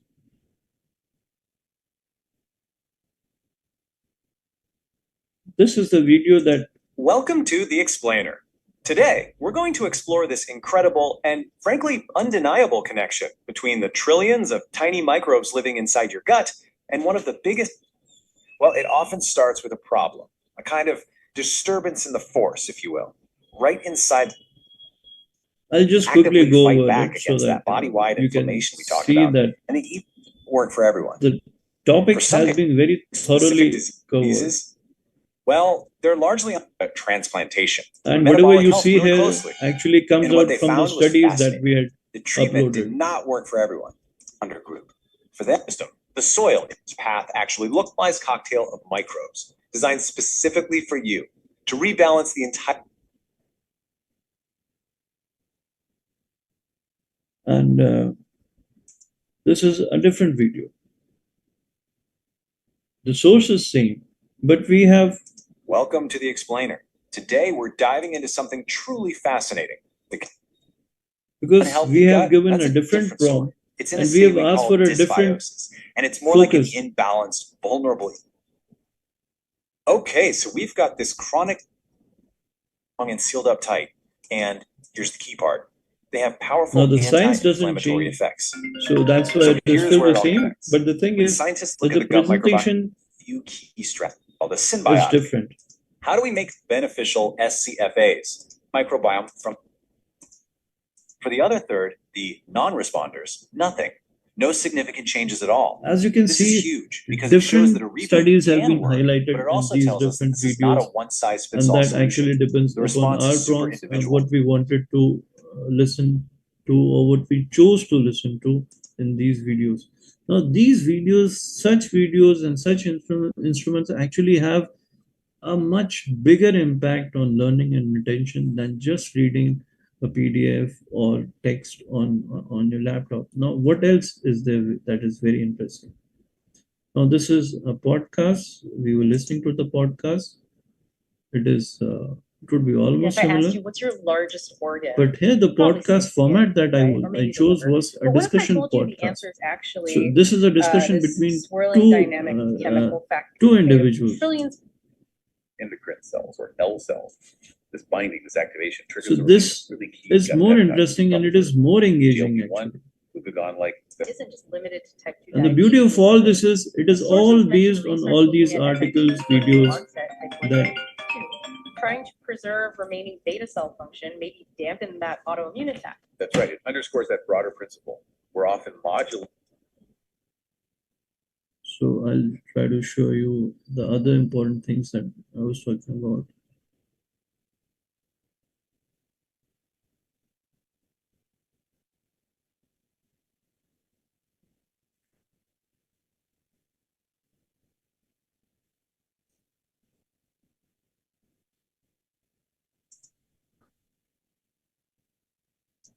So these are the links. Wait, I think I have something else also where I have the flashcards already ready. I'll show you those. Yes. And we can see the mind map here. Is it visible to you? This is for a better understanding of the flow of thoughts and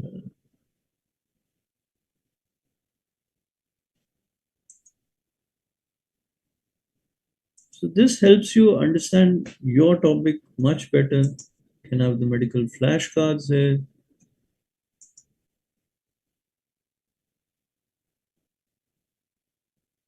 So they'll ask these flashcards are questions or topics. You can see the answers to these. And all this actually comes from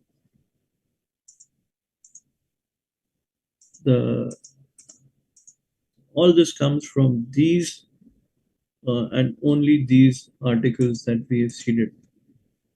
So this is perhaps one of the most important and interesting things. So here a clinical quiz has also been developed based on these articles, which you can choose to answer. These are these questions and you have to select the right answer.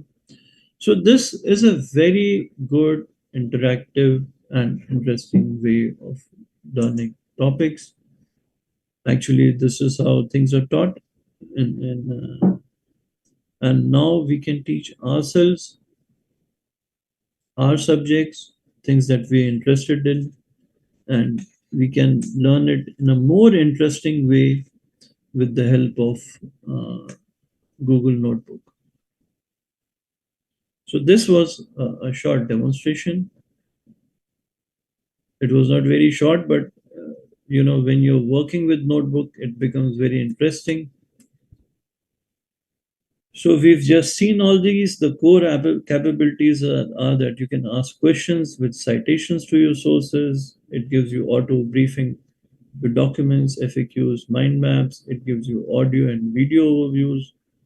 And in the mobile app, you can have it and use it wherever you want. You can, in fact, download these videos, these audios, and you can listen to these videos and audios, and you can share them with anyone.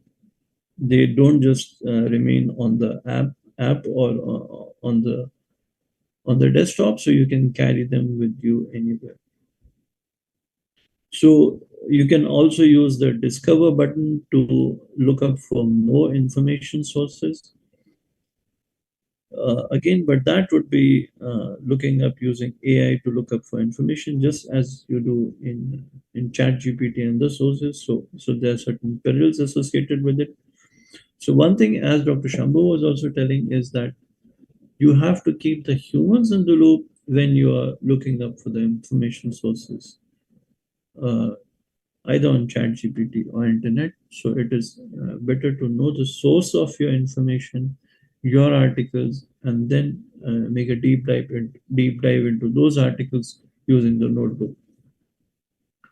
So audio video overviews are expanded, faster reasoning models under the hood, and they're rolling updates which can check product page on the day of the talk.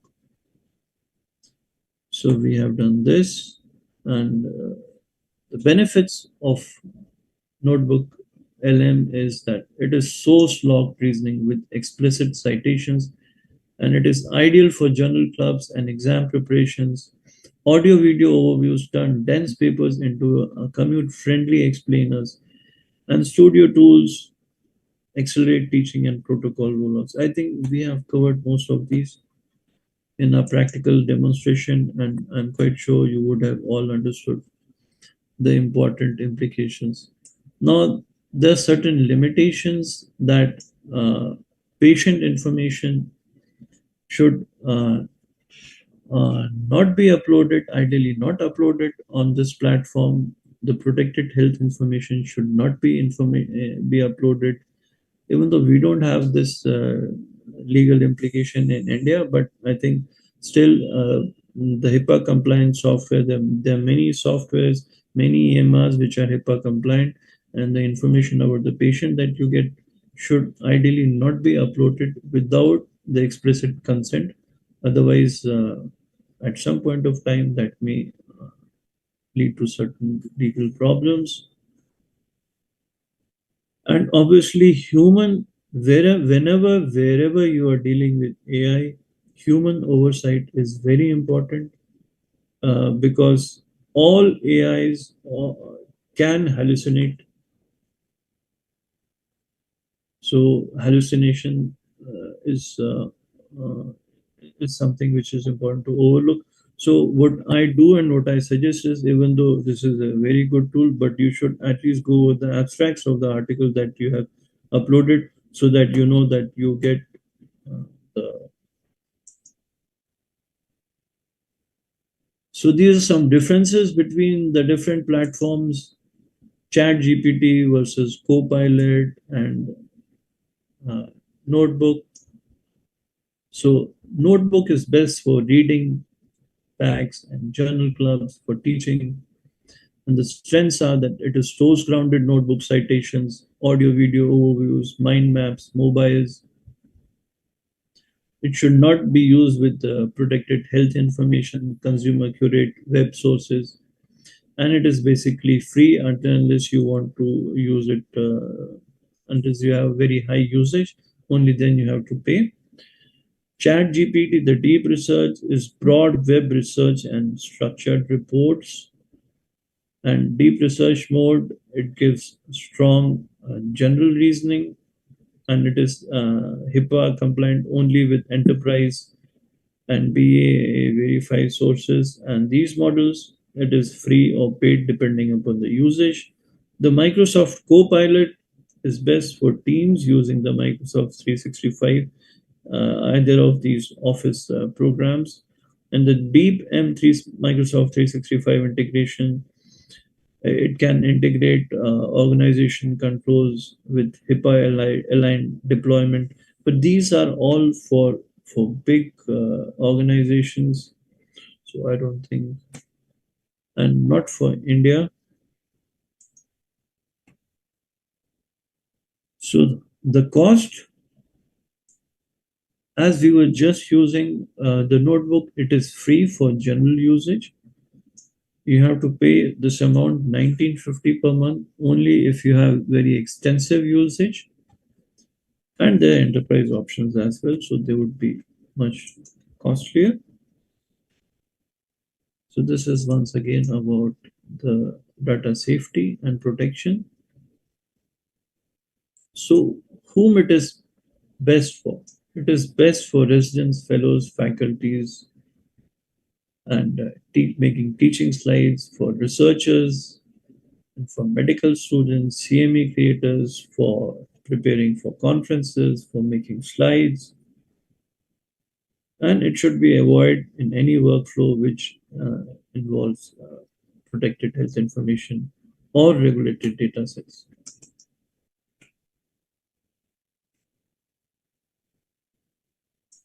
So I think this is what we've just discussed. Thank you so much. Thank you, sir. Dr. Kesari, sir, for detailed, crisp, and elaborative interactive session on Notebook LLM. We can take some questions, if any. Sure. Sir, I have one question. Dr. Rajesh, as usual, it was real. I mean, it's always been a pleasure to listen to you on all national and international podium. Thank you for tolerating me and accepting this topic in coming. And I'm sure now people will really appreciate and understand why I gave you Notebook LLM. Rajesh told me that main nahi lunga, aap le lo. I said, you're the right person to take it. And something that I do with Notebook LLM is bunch of articles that we have in our specialty. I just push it in Notebook LLM, make some 20 podcasts. While you're driving from here to any place, you can finish one article at a time. You literally scan your entire literature in a day. You can cover as good as an entire journal through Notebook LLM. That is the power of AI. Otherwise, it's such a painful and a very tedious process to go through in journal. And this way, you can really keep up with your medical literature and research and keep yourself very much updated. See, that's the beauty of Notebook LLM. And this mind map feature is something which is phenomenally used. If Supriya is just here, if you really want to understand the dynamics of certain newer developments in obstetrics and all, just create a mind map. It really helps you understand the pathophysiology of a disease and so many things. It really crystallizes the whole process in a very wonderful manner. We literally post something which we call as clinical decision support system, right? Where we can make decisions about how to manage a patient. You can create a mind map and get a very beautiful insight about the pathophysiology. But I won't do that. I'm not supposed to participate in the panel discussion. I'm supposed to prick the brains of these fantastic faculties that have come at my request today. And I'm very honored and pleasured that both of them are here. Harsh would be joining in very soon. He's had an emergency. So let's move to the panel discussion. So Supriya, can we have a few nice input from you, and then we can start the panel discussion. Supriya, are you free?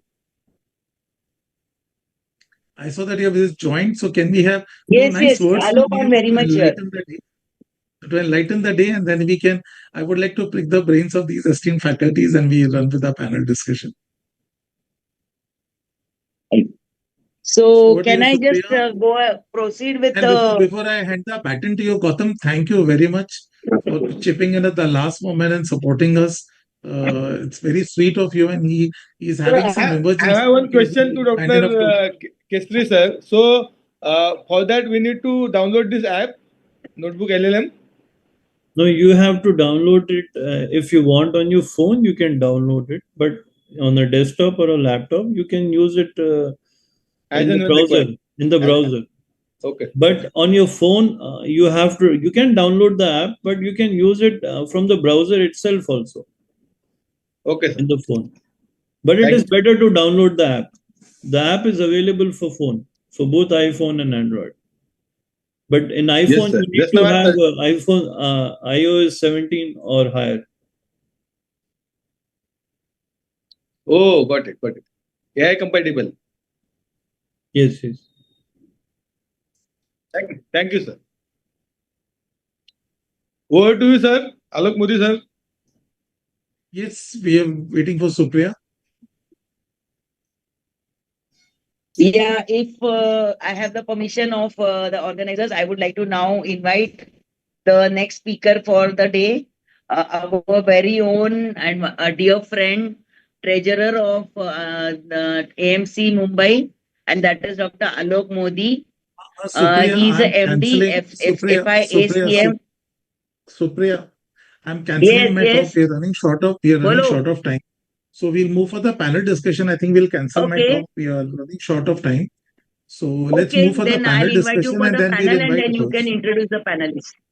I will just Yes. invite you, and you can then introduce the panelists. Fine, thank you. Yeah. So he's a topper in medicine, internal medicine at St. G.S. Medical College, PG diploma in lipidology, South Wales University, fellow of the American College of Physicians, Indian Society of Hypertension, Indian Society of Clinical Medicine and Diabetes India.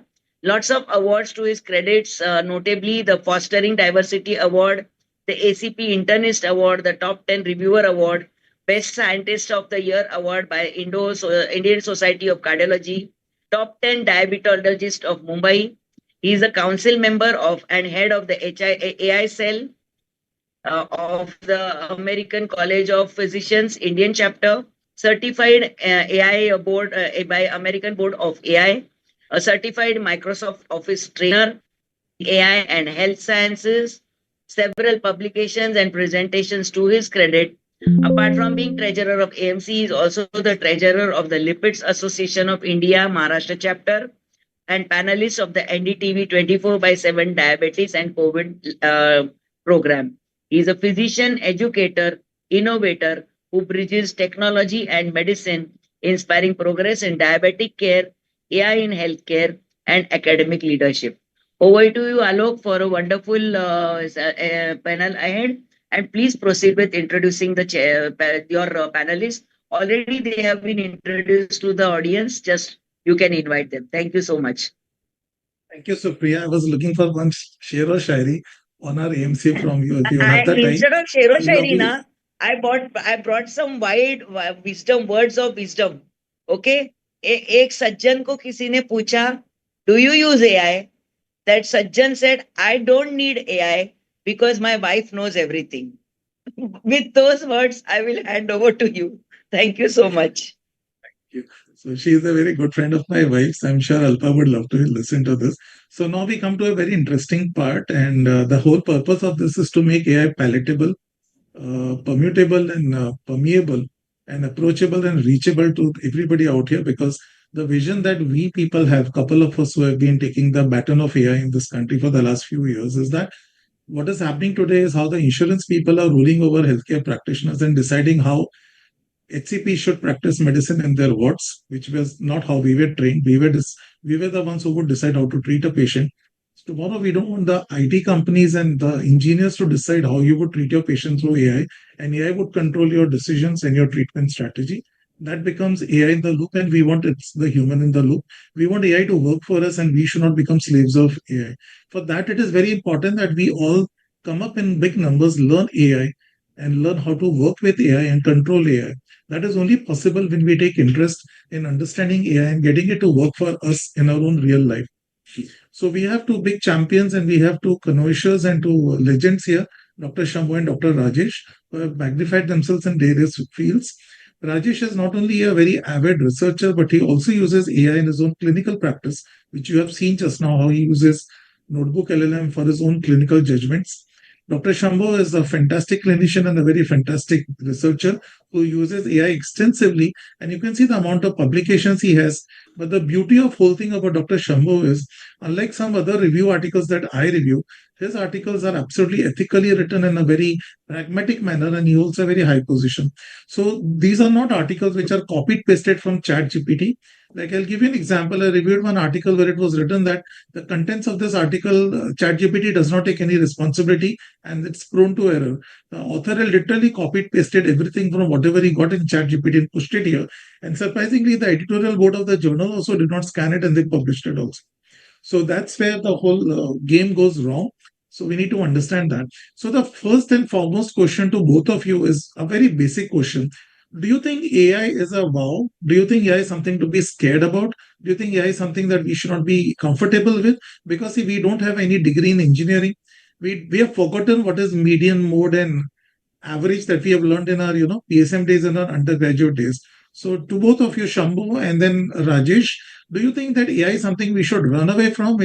Or do you think it's something we should have an affair, an extramarital affair, like if your marriage is with medicine? Or do you think this is a very necessity, a very important thing, and it should be a part of our curriculum?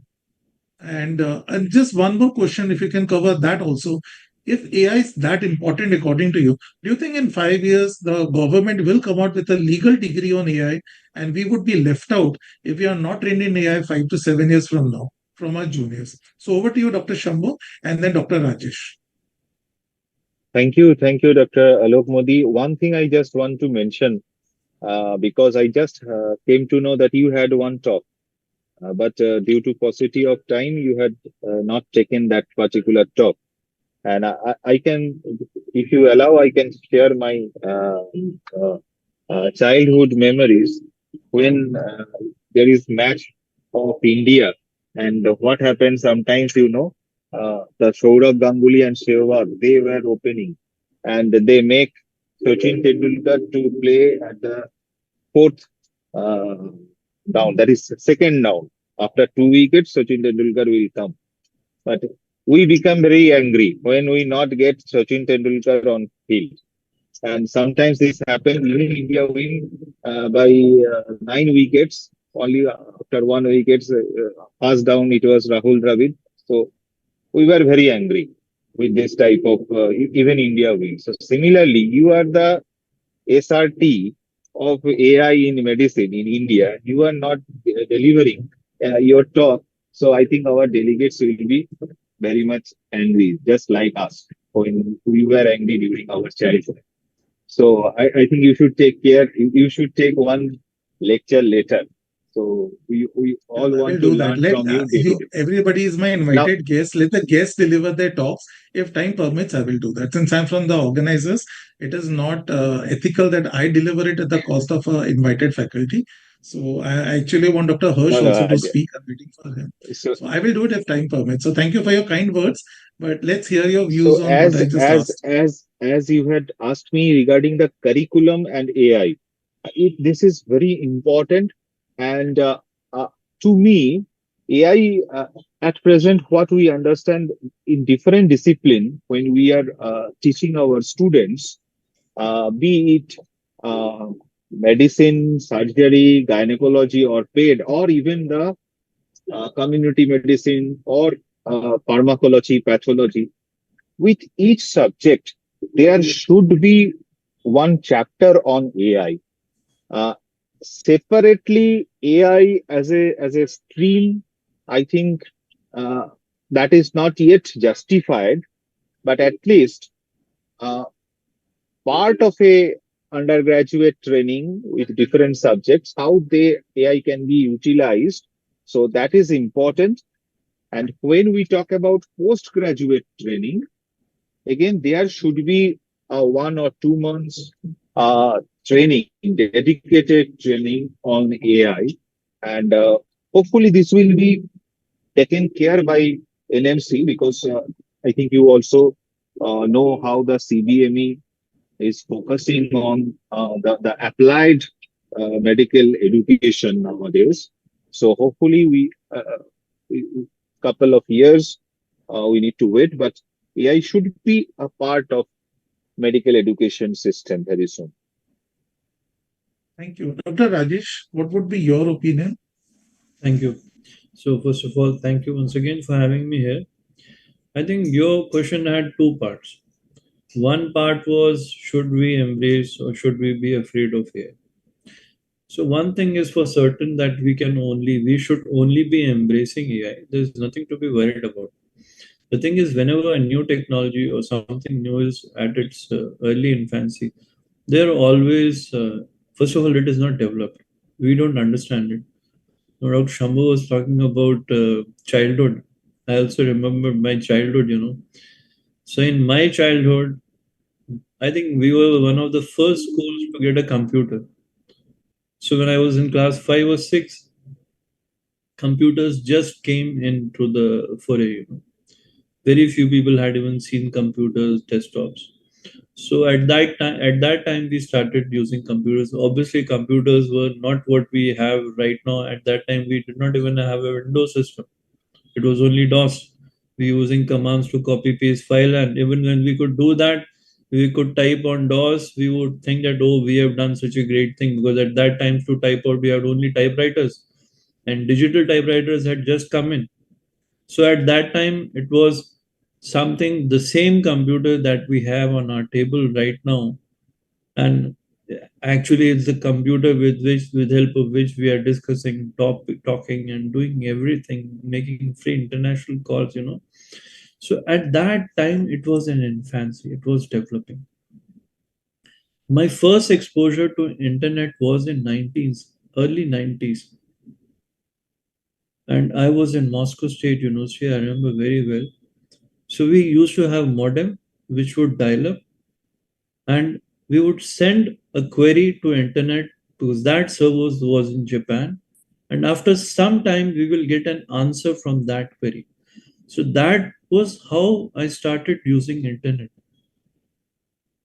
So obviously, it is not what it is today. So the internet that we see today, the way that we are seeing all of us, we're in different places doing different things, still we are together. So perhaps it has taken 3 decades to develop in this way. So if we look at those days when it started, it was obviously not that comfortable, not that interesting, and there was some risk also probably, and it was very cumbersome. I was very tech savvy. I was very interested. So I would go out, I would spend time, I would spend hours and hours.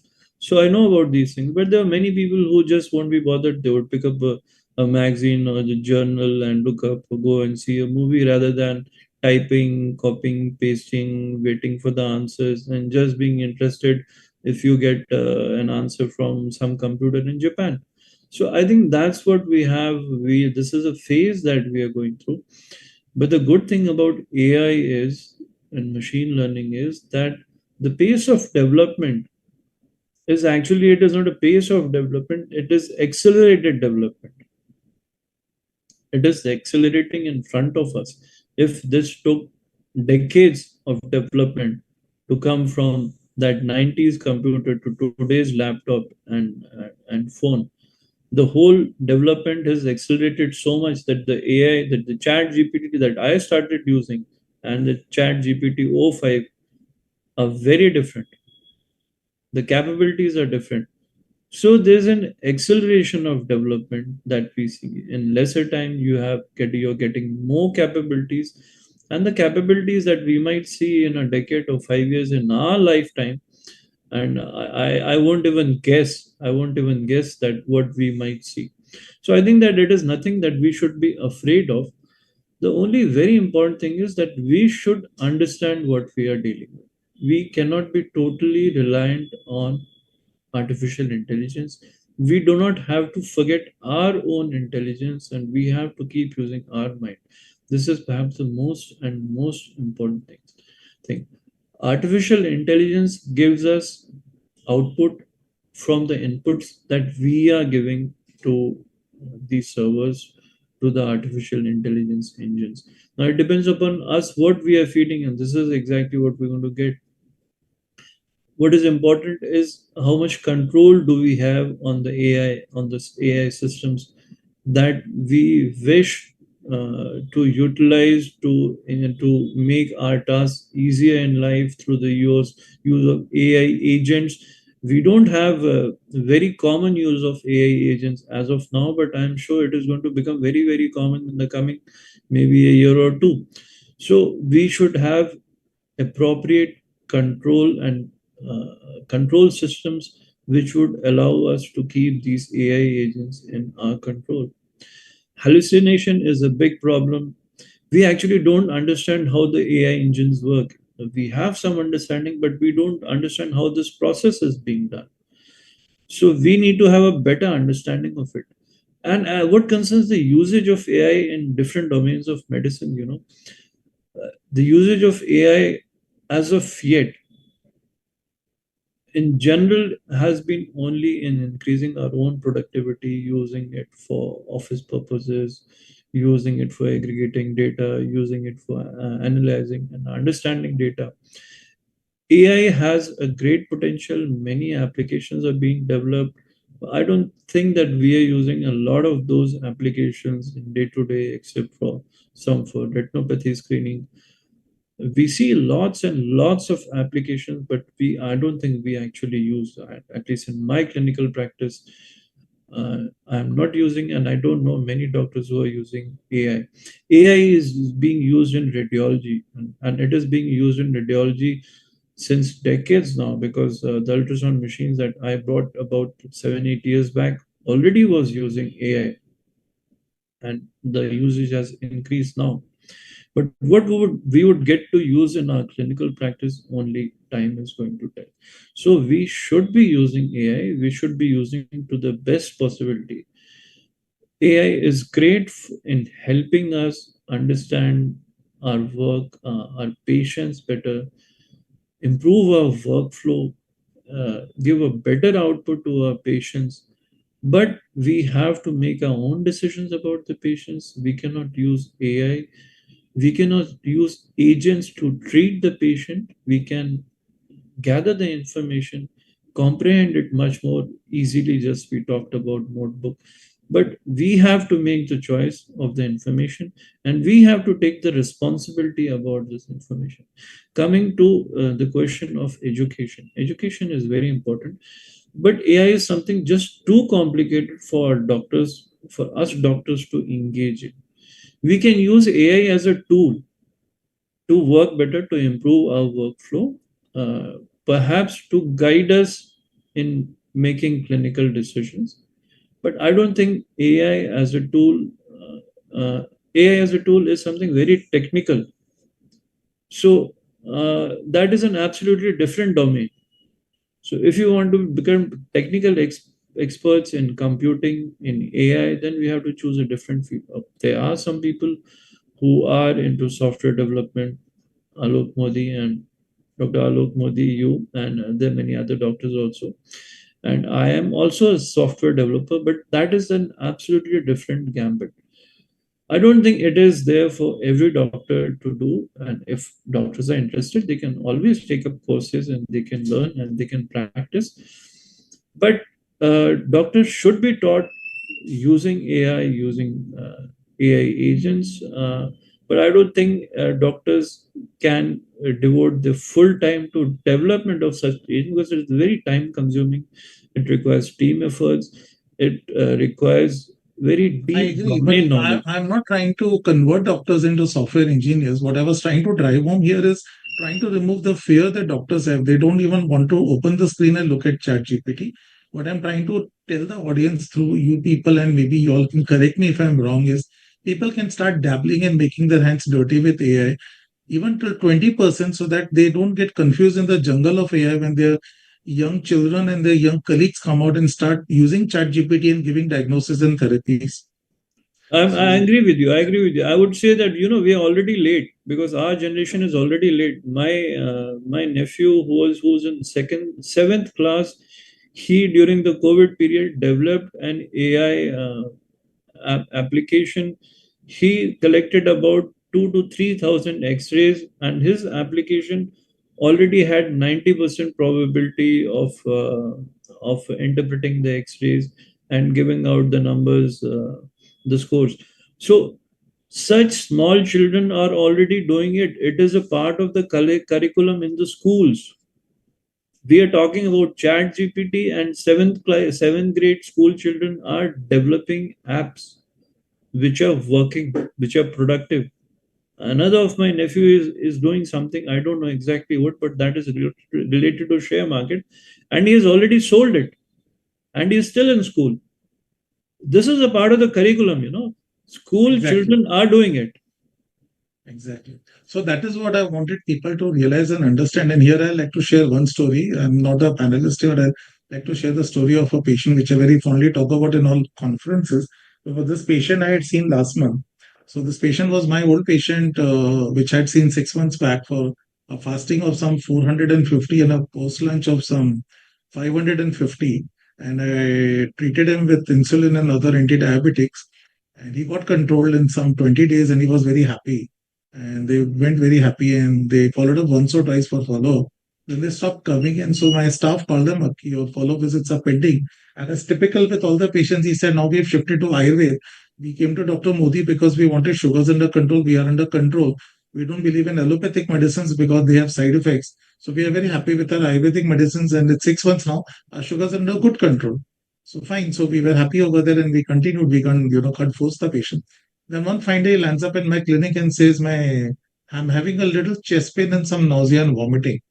So I saw and I said, fine, let's do an ECG. The ECG was normal. Then they took out typical of how patients are today. He took out some 3 files of 3 different cardiologists and he said, oh, we have already gone to 3 cardiologists and ECGs are normal. And one of them is even done a 2D echo, which is also normal. So what is the problem? Why am I having this vomiting? Is it a gas problem? I said, no, it could be an irritable infection, atypical angina. So I was not very convinced it's a GI problem. So I thought it looks like a heart problem to me, and sugars were again high. So I asked him, why did you come back to me? You were on allopathy. He said, no, my sugars have gone high. Since you control the sugar, so we thought cardiologists have said we don't have any heart problem, but then we want you to treat the sugar problem also. And if there is something about heart, if you can guide us, because we think it's a gas problem. So I just put the ECG in ChatGPT out of curiosity, and ChatGPT told me it's a non-STMI, which is sometimes seen as a normal ECG. And I was quite shocked, and I told him, it looks like you're having a heart attack. You're having it for 3 days. You should have come much earlier. So he said, but all cardiologists are saying it's normal and the ECG is normal. I said, yeah, but then it's a well-known feature that ECGs can be normal. And AI, there are enough papers in NEJM AI, which is one of the pioneer journals of AI. NEJM carries a big name, where they have very clearly shown that normal ECGs have been shown to have MIs, which the top cardiologists on the planet have not picked up. So anyway, bottom line is I had a hard time convincing me, got admitted. We did his angio, it showed 100% RCA block and 95% obtuse marginal block, the main left anterior descending block in the left coronary, and he got 2 stents and he's very happy now. So this is an example of how AI changes the diagnostic and therapeutic perceptions. So, and I've seen that Dr. Hirsch has joined. I'll be very happy to see that Dr. Hirsch gets introduced in a proper manner when we give you your session. But for the panel discussion, we'll move it forward. A few more questions. Now, something which interests me a lot, and we talk about it, Dr. Shambo, this is something which is a pain for all clinicians that, we are not collecting Indian data. We have a lot of Western data, and we are trying to tell everybody it's time we collect Indian data because data is oil, data is money, and AI cannot run without data. So the problem is, how do you collect data? Now, we have a lot of doctors who are attending today, who are running their own clinics and who are consultants in big hospitals and nursing homes. So they have their own data, they have 50,000, 60,000 patients and all, and they have a lot of data. Now, I'm sure everybody wants to publish paper because it gives you recognition, glamour, and it contributes to medical science. So everybody wants to publish papers, but then you really don't know how to do research and publish these papers. So Dr. Shambo, since you're an avid researcher, and Dr. Rajesh, I'll come to you because I know that you have created your own guidelines and you have created your own publications from your own patients' data, which is highly commendable. So to both of you, Dr. Hirsch, I'll come to you for a different question. So to both of you, in just a very quick answer, can we collect our own patients' data from our own clinic? And what is the role of ethics committee here? And can we get a quick publication done for the last 2 months patients' data? Is it possible with AI, without AI? And at the same time, what is the role of ethics committee? We're running short of time. I'll request both of them to be giving me quick bullets answers and not a detailed answer. So, first of all, before doing any research, we need to know about the research question properly. Otherwise, all those, if we start retrospectively, so I have data, then I can, with that data, I want to manipulate and we'll try to make something. So that is not really ethical and not a good research work. So first of all, we need to plan. So planning is important. And if you want to do some studies from your record, that is the clinic record, you can do that. But that is one type of, we can say, record-based observational study, or we can say a retrospective study. Both of these two type of studies, you need to take the permission from the ethics committee, and sometimes it is very difficult to get ethics committee in your institution. So please search at least for 50-kilometer radius. If you have any ethics committee, you can contact with them. And as this would be a record-based observational study, so the risk to the participant is less than minimal risk. So very often you will get the expedited review of your research proposal. So only the ethics committee chairperson and member secretary can decide about your research project, and they can give you the permission. But the thing is that please take ethics committee permission and their letter. Otherwise, whatever you will do, you cannot publish it in a good journal. Thank you, Dr. Shambo. Dr. Rajesh, you have done this fantastic work. I have seen your scoring system that you did so beautifully, and it is so relevant. And you know why I appreciate this is because we have Indian data, we have Indian doctors, we have our Indian way of treating, and we have been shown to be the best doctors in the planet. People who give their US and go abroad know that Indian doctors are highly respected abroad for their clinical acumen. So, can a normal physician with an OPD of 10,000 patients running 2 clinics, or attached to 1 hospital or 2 hospitals and a nursing home, having a turnover of maybe 10,000 patients in a month, can he publish? Let's not talk about publication. Can he do some basic fundamental research, give his academics a little happiness, and contribute towards the growth of Indian medicine? Is it possible, like you have done? And in short, a quick answer for 3 minutes, because we don't have time, and I want to ask more questions from both of you. Kindly unmute yourself, please. I think a part of that question, the first part of that question, has been very well answered by Dr. Shambo. So I won't delve into that. So there has to be a pertinent research question. Even the scoring system that you're talking about, the research question came to me 10 years back, more than 10 years back, while traveling, I remember. So I thought to myself, why don't we have any such simple scoring system for diabetes patient? Wouldn't it be helpful if we could just have those scores and keep a tab on those scores, and could show numbers to patients? Because you know, when your child comes to you from school and shows you the report card, you say, "Arey, 90% aa gaya, it is so good. 60% aa gaya, that is too bad." So your child improves from 60 to 90. So why don't we have some such thing? So that was the concept which I had more than a decade back, and I grew up on that. I implemented that. I collected data on that. So that was one part of it. What you're talking about, maybe something different. We can put up a research question, and we already are generating data in these different hospitals. Let's say hospital setups where you have 10,000 patients visiting in a month or in a year, or whatever number. That doesn't matter, because research papers can be written with 100 patients also. They are published. Sitagliptin, I guess, was, if I'm right, was approved on a data of 500 patients. So even that is also significant if properly collected and utilized.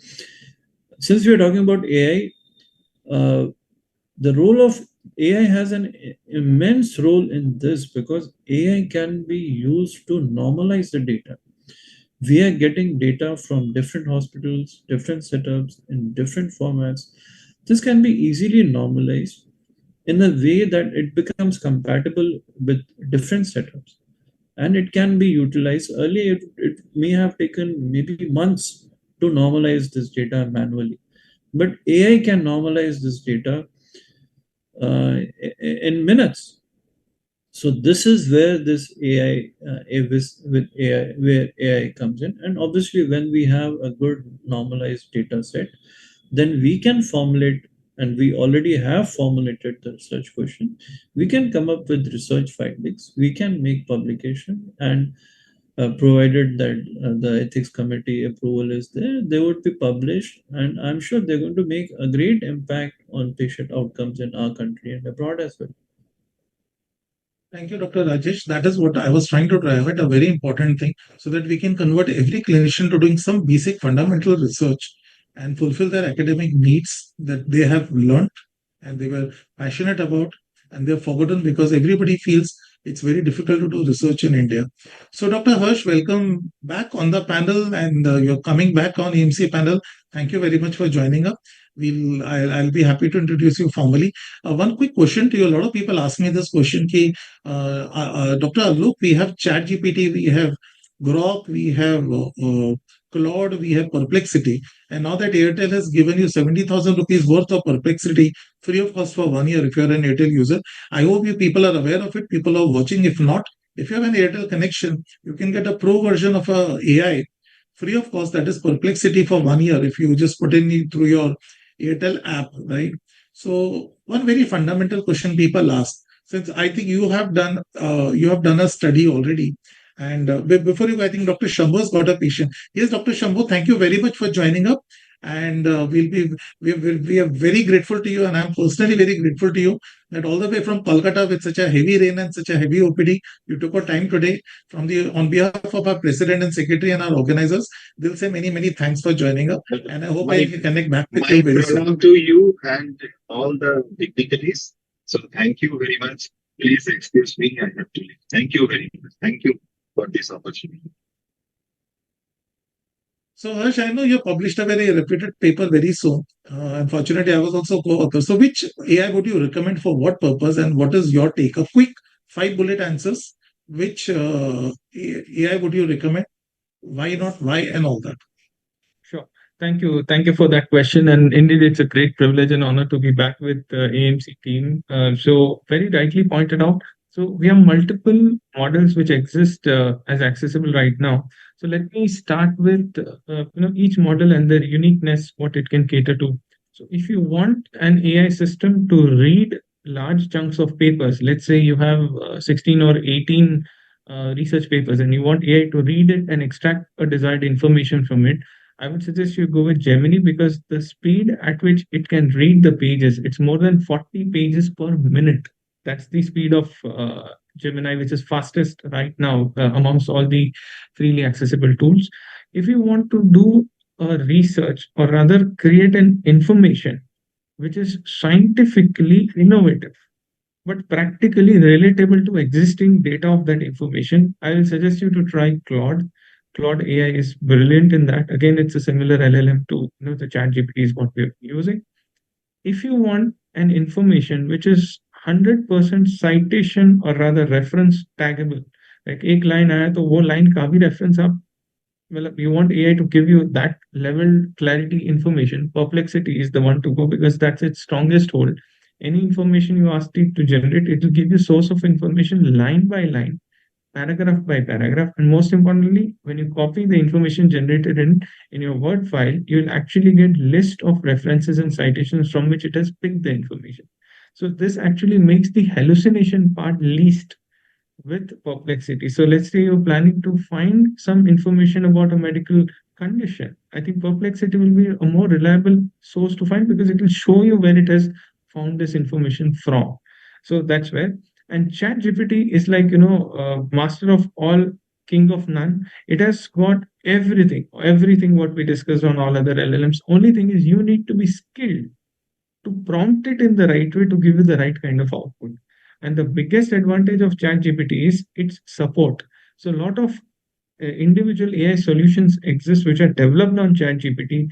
Being a ChatGPT user, you get a direct access to that, which other LLMs still don't provide that efficiently. So I think that's the beauty of ChatGPT. So yeah, this I think you really summarized it very nicely and beautifully. Dr. Rajesh, I'll come back to you. Very basic, pertinent question. You talk about hallucinations. Now, we as doctors have learned hallucinations as a psychiatry term. We have been reading that if you give so and so drug, you hallucinate. You probably see your wife in the hospital and you feel you're getting scolded by her, though you're not there. She's not there in the hospital. So, bottom line is, what is this hallucination in AI? Why is this term coined? A quick answer, and we are running really short of time. And second question to you is, a lot of people say that if you write the right prompt, you don't get hallucinations. right? You use that word called GIGO, garbage in, garbage out, that we use in engineering parlance. So why prompt is so important and why hallucinations is paramount in these chat GPT and Claude and everything else? One quick answer on that, just in 2 to 3 sentences, please. Dr. Rajesh, are you there?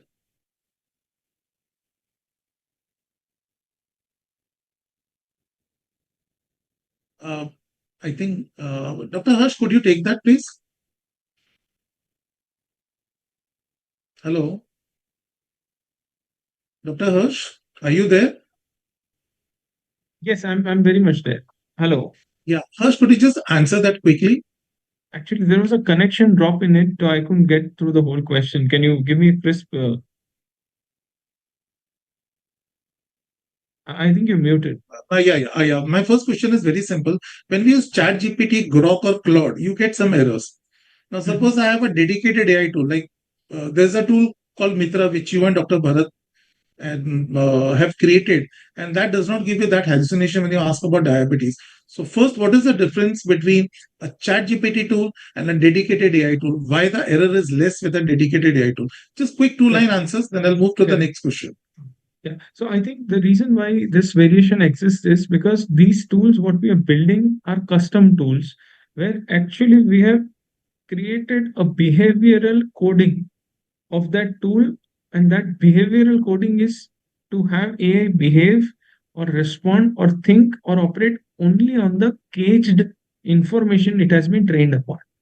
In simple words, let's say there are 3 textbooks on which I am training one AI bot. Let's say I am training on Davidson, Harrison, and let's say Netaka Atlas Anatomica, right? So now what happens is, if that tool is instructed, it's given a behavior coding, it's given a caging that beyond these 3 sources of information on which it is being trained, it is not supposed to use its intelligence and go beyond and grab a live internet information.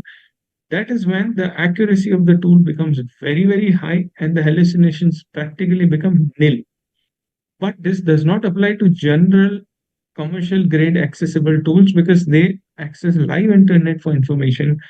So that's one of the key differentiators. That's on the development side of the tool.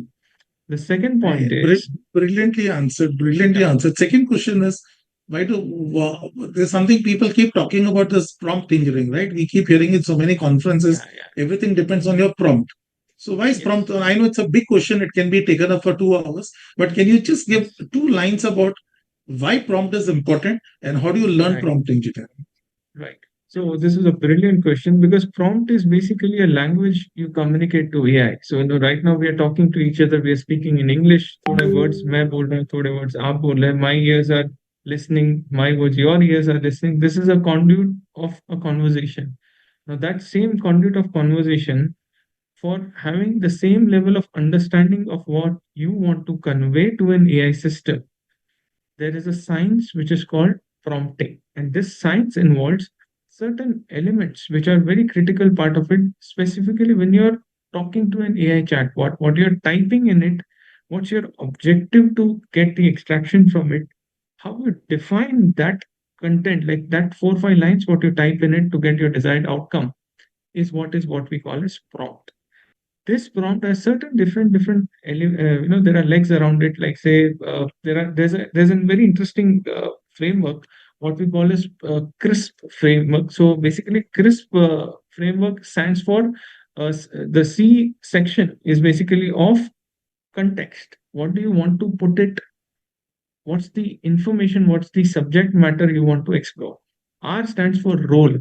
So when you talk to an AI, you have to delegate a role to it, as in how it is supposed to think for that information. Let me take an example. Say if I'm say, let's say I'm buying an EV car.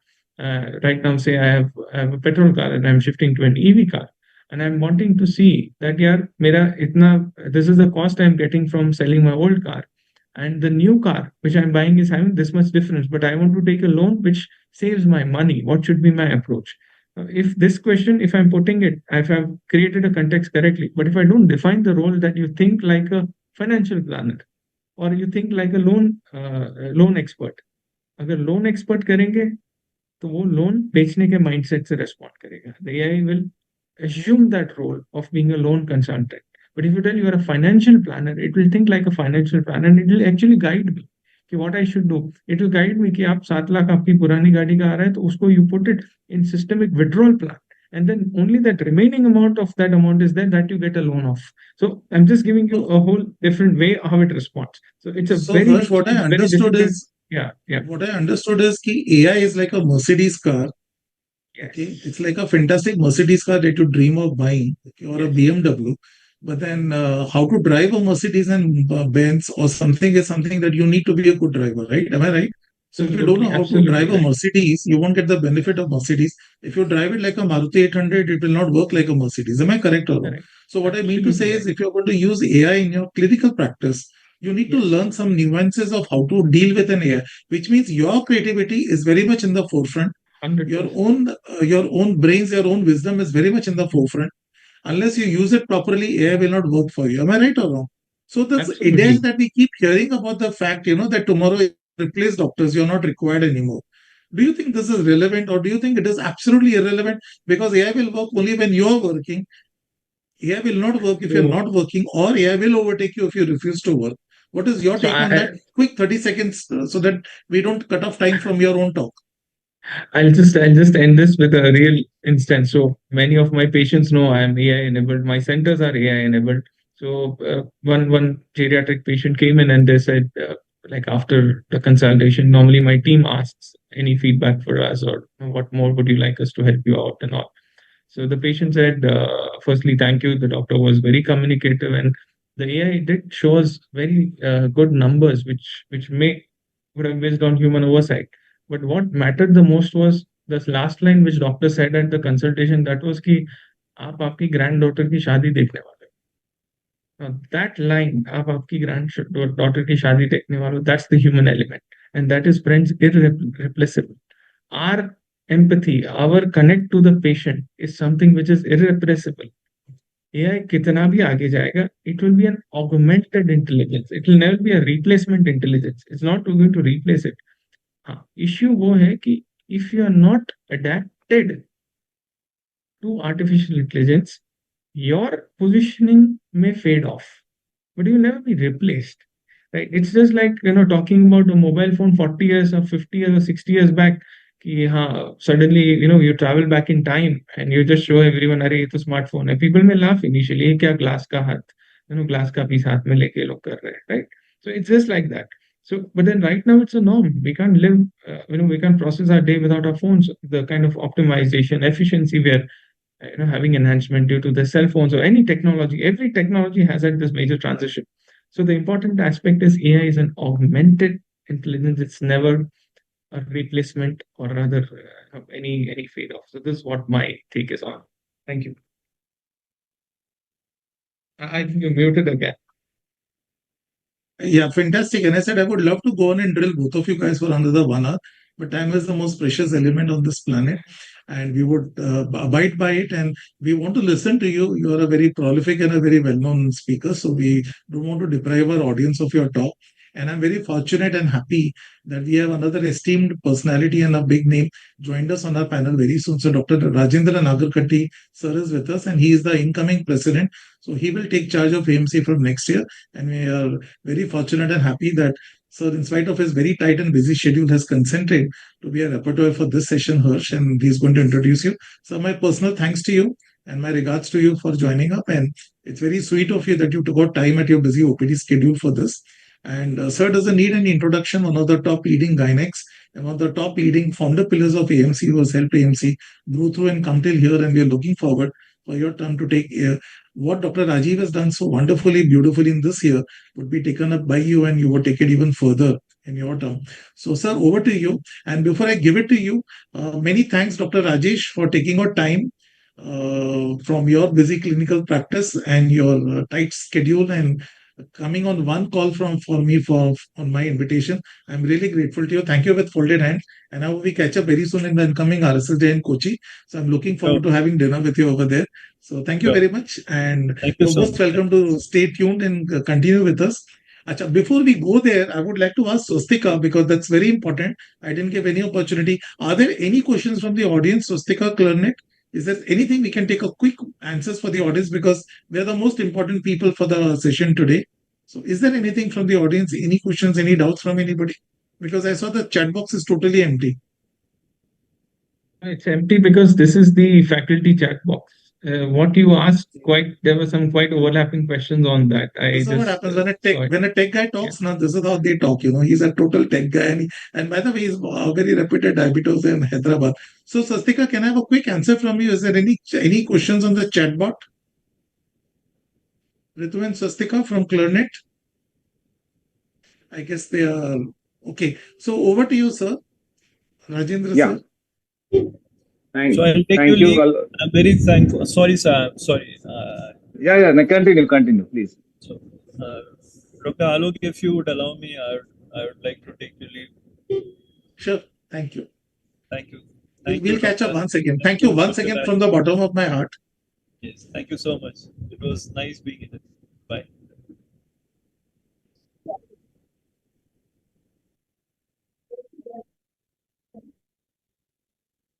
Hello. Hello. Yeah. Yes, sir. Good evening. So, good evening. So, I think we'll move ahead. At the outset, I wish to thank Alok sir.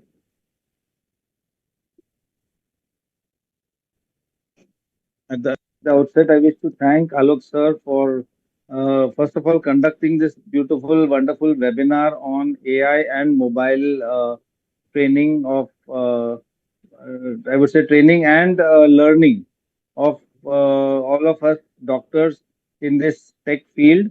And he's been doing this over the last few months, and we hope that it continues in the year to come also. And to take this particular session forward, we have with us Dr. Harsh Atul Hirani. He was also already there in the panel, but he's now going to give us a talk, and it's my privilege to introduce him. Am I audible to all?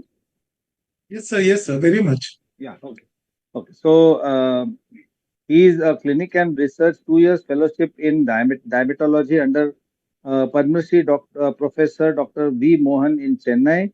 He is a winner of the Torrent Young Scholars Award in 2019 as the best orator diabetologist. He is Clarnet team, can we have his introductory slide on board, please? Clarnet team, can you please project his slide, please?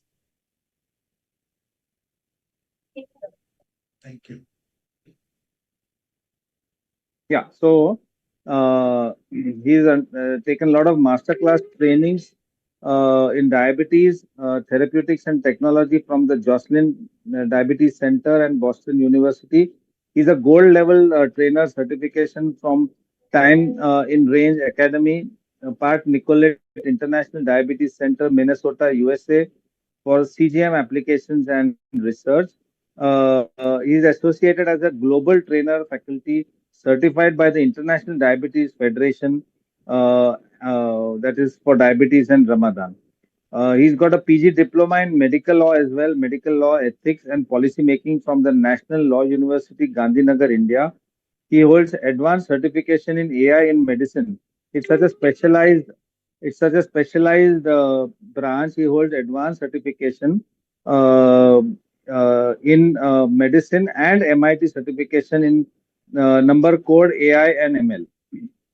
He's the founder director of Doc Yantra Private Limited, a state-of-the-art AI in healthcare solutions company, which incubated from NASCOM.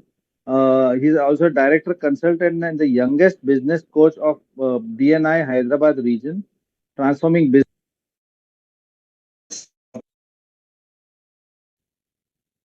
proprietors and MDs. Founder director of Shift Foundation Synapse, that is Synapse for Healthcare Innovation and Future Technologies. Authored chapters and peer-reviewed papers on diabetes complications and healthcare technology in leading textbooks and journals such as ADA, IJTT, Diabetes Technology and Therapeutics. Winner of the Best Research Abstracts under Dr. and that is DTech Con and Dr. V. Mohan, DMDU 2025. So he's got such a huge CV. I think that itself becomes a lecture by itself. Without wasting more time, let me go ahead with the talk by Dr. Harsh. Thank you, Dr. Rajendra sir. It's indeed a great privilege and honor to be part of AMC again. It's so exciting and enlightening to be associated with such a dynamic team. So I want to thank you, Dr. Alok, Dr. Rajeev sir, Dr. Shambo, Dr. Vikrant, and everyone, Dr. Rajesh who was with us to be part of this amazing, exciting, inciting event. And without any further delay, I'll start my section of the session. And is my slides moving? Are you able to see my session? The slides are moving on. The slides have started. If you can just move one slide, I'm sure it will move. Yeah, it's moving. It's very much. Yeah. Okay, perfect. So these are my disclosures. We do not have any disclosure for this session, except for a few proprietary work which we have done as an entity in AI. So let me start with a positive note. The AI revolution is not coming. It's already here. The question is, will we lead it or follow? So this is where the whole the world is transforming, including our healthcare sector. So if we see the AI infusion, global stats, 66% of physicians in US have actively started AI adoption, up to 78% in just 1 year. That's 24 to 25. India's AI healthcare market is projected to reach 1.6 billion by the end of this year, which is growing at around 40.6% CAGR. So message is AI is no longer a futuristic dream. It's reshaping the clinical practice, and it's happening now as we speak. And why this matters is administrative burden. So AI has power to enhance the problems of administrative burden. 57% of physicians have cited paperwork reduction as one of the AI's biggest opportunity. Certain clinical gaps between the urban and rural divides, which again gets enhanced by diagnostic precision, combating workforce shortages. Definitely, there's a huge market impact, and most importantly, from frugal innovation and scaled impact through amazing initiatives by our government, which are on ABDM or even the enhancement of DPDP regulations, which are all driving towards positive adoption of technology in healthcare. So last, I'll just open up with a very brief theory. I won't go much details into theory because this is a practical session which I've been asked to take. So just 4 concepts which every doctor should know, because next 10 to 15 minutes we'll be touching any one of these 4 at different levels. So starting with first being large language models, which is LLMs. These are trained. These are AI solutions which are trained on medical literature capable of reasoning and Q&A. Open source versus paid type of versions of the same. Clinical AI, which are tools which enhance your clinical workflow. Right. And then again, the regulatory landscape which surround around the AI. These are the few concepts you should start get familiarizing as you want to start adopting to the AI, so that things get more easy and efficient for you to understand and adapt faster. So basically, large language model are the are the AI solutions which can be interacted with. They are based on a concept which is called natural language processing. In simple words, imagine AI having its own brain, and the role what hippocampus does in our brain is what NLP does for an AI brain. That's how simplified it is, and it can be put across. It can help answer concept questions, write patient notes, even generate summaries for research articles. So just few case scenarios. We are going to see a lot more. And why this is important? Because see, anything factual, theoretical, inspiring is purposeless without evidence. So let me show you some very interesting evidence. So in the early days of AI, in the initial days when MedPalm 2 version was tested for healthcare, very specific. This is not a general AI. This is a specialized AI. It achieved 86.5% accuracy on the MedQA testing. So getting inspired from this, we ourselves did a study where we threw multiple medical questions, what we typically ask to our students or our juniors on medicine, radiology, and so many other aspects. And we tested the accuracy of AI. And it was very surprising what we learned from the existing solutions. So again, safety validations have also been tested on this regarding the healthcare. Llama 2 is yet another custom solution where medical tasks were created and AI was asked to do it.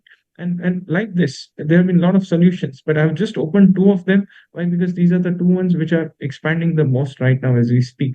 And if we look at what really differentiates an open source from a paid model, so many versions come as open source. They have certain limitations. The time with which you can play, you can talk to the AI system. The tasks which you can do it are limited with the open source. But at the same time, with the paid versions of most of them, the limitations are endless. But then every tool need not be purchased. You have to identify, after the end of this session, what makes sense to you the most. So let's dive into the AI tools, the practical part of AI, how it helps you and what solutions actually exist. So for real-time transcription, automated summarization, quality improvement, there are tools which exist. So let me introduce you to something called Hather AI. It is one of the first HIPAA compliant. HIPAA is basically a security licensing protocol followed in the western part of the world when any patient health information is getting utilized for any kind of outcome assessment. So this is a secure documentation tool, one of the first which is compliant with all the regulations. And why it matters? Because it has ability to summarize records, structure the notes, and handle the patient health information very, very securely at an encrypted server. The second utility of AI right now we are seeing very aggressively used day in day out is in ophthalmology screening, particularly in the retina screening. There are a lot of options which are India specific, developed in India for India. You can see on your right. Why it matters? Because then again, a non-specialist rural setting where we don't have retina specialists also are now getting gradually enabled to have retina screening facilities. Looking at maternal health, Cloud9 group of hospitals, they've been adopting very, very rapidly new machine learning models.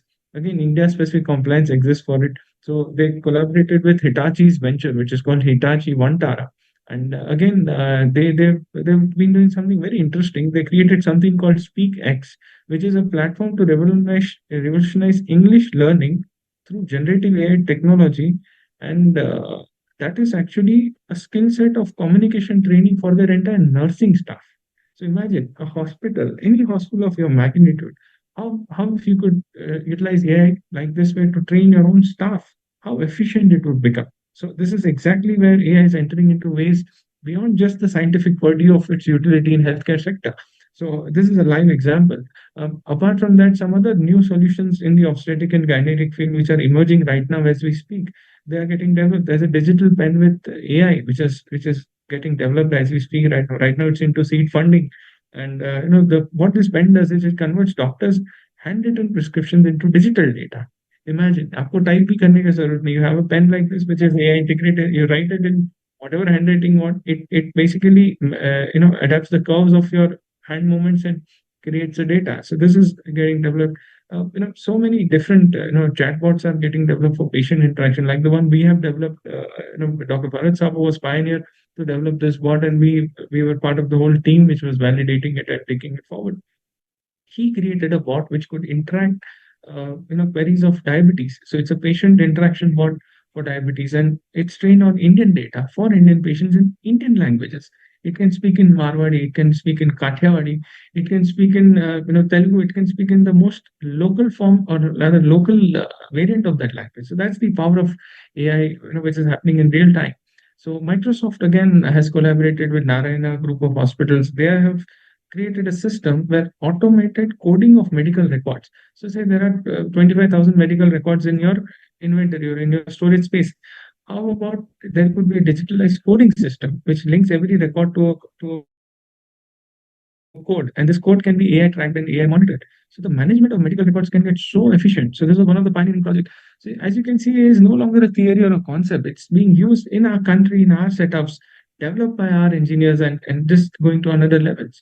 So looking at research level utility of AI, Elicit AI, Perplexity, these are one of the most commonly used tools, and they have a very efficient way of extracting the right kind of information we need, which was never possible before. Again, as we discussed in the Q&A round, there are AI tools which actually give you citation and reference for every single line of information it's generating, such as Perplexity. And why this really matters is because when you want to do a literature review now, no longer are the days where you have to spend weeks on finding the papers and getting the information. If you upskill yourself on how to use AI to do this for you, it actually doesn't matter of hours, which otherwise would have taken weeks. So Elicit is one of the very interesting tools. Because of paucity of time, I won't be able to go deep into each of the tools, but you can start exploring yourself. There are a lot of free access YouTube videos for each of these tools on how to start using them. This Elicit tool, which is actually, it analyzes the existing research papers for the information you want to find. It's used by big names like Google themselves, NASA. These are all the people who use this tool, and most part of the tool is free. We have Perplexity AI, which I've already covered, so I won't waste the time. We have something called Consensus AI, which is again a similar tool. So basically, if you start using three tools on the go, the kind of research information, or rather literature review information you need, is just going to be another level. We have Medscape also updating with Medscape AI search. This is also brilliant. So these are all practical, actual tools which you can start using even after this lecture. There's a tool called Napkin AI which transforms any kind of concept or any type of into a very interesting graphical model. And again, this is very interesting because as you can see here, this is a live demo, right? So there was a typical statement which I wanted to convert into a graph like this. How beautifully it is doing it. So like this, it has so many options and opportunities. Then we have Notebook LLM, which is again an interesting tool. This tool has power to summarize your notes, summarize your videos, and convert it into any form of output you need, whether you want a text out of it. It recently has also got an ability to convert any written information into an information which can be converted into a podcast. Now imagine you have 20 papers. You put it all these 20 papers here. It has power to convert it into an extracted summary of those 20 papers. You click it here, it customizes into a podcast of information of those 20 papers. Now you're going from your hospital to your house. Maybe let's say you have a 25-minute writing time. You can finish these 20 papers review. So that's the power of AI. Right. So Nota is again a productivity enhancer. It is a note taker. So this is the paper what Dr. Alok was mentioning. We published. In fact, we won as the best research abstract recently for this. It's under review right now, and we tested. We actually threw questions at these three bots, and we got some very interesting outcomes, as you can see here. And that's how we've been exploring AI, and we welcome everyone. So basically, just to summarize my talk, the solutions which have been validated by robust clinical evidence where AI is in are automated pathology analysis solutions, virtual nursing assistants, medication management and adherence. One of the pioneering tool which is developed by Dr. Alok Modi himself, which is on it's called Drug Interact AI, which works on finding drug interactions between allopathy, Ayurvedic, homeopathy, and all pathies interconnected. So all pharmacopoeias of these pathies have been the training source of this entire tool what he has built. And the behavior coding is so unique that we get to understand drug interactions which have never been formally studied, but because of their biochemical interaction, which is known from existing drug interactions information, we actually get red flags. So this is the power of AI, and we can actually change the lives of our patients, clinical decision support systems, and most important, the last one, which is the patient engagement platforms. So these are the tools where exist. So with this brief talk, I would like to end the session, and I'd like to take any other questions or more.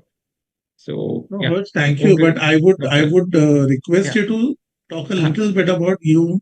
You have been doing some authentic work, and I think the government has recognized you. And one of the pioneer things of AMC is our medico-legal vertical. We are known in the whole country as to deliver quality medico-legal coverage for our members. Right. So So you do have we done have some some fantastic time? work. Do we have time? We can take out 5 minutes with the permission of all the organizers. If you can talk a little bit about your company, what you're doing, and what medical legal achievement you have achieved, and how the government is supporting. If you can just tell them a little bit, because I think your company is also supporting people who are developing their own tools. So if you can just introduce them about the company and what kind of little work about medical legal. Thoda sa 5 minutes ke liye. Thanks. I'll just take 1 minute of time to load the deck with your permission. Just give me a minute.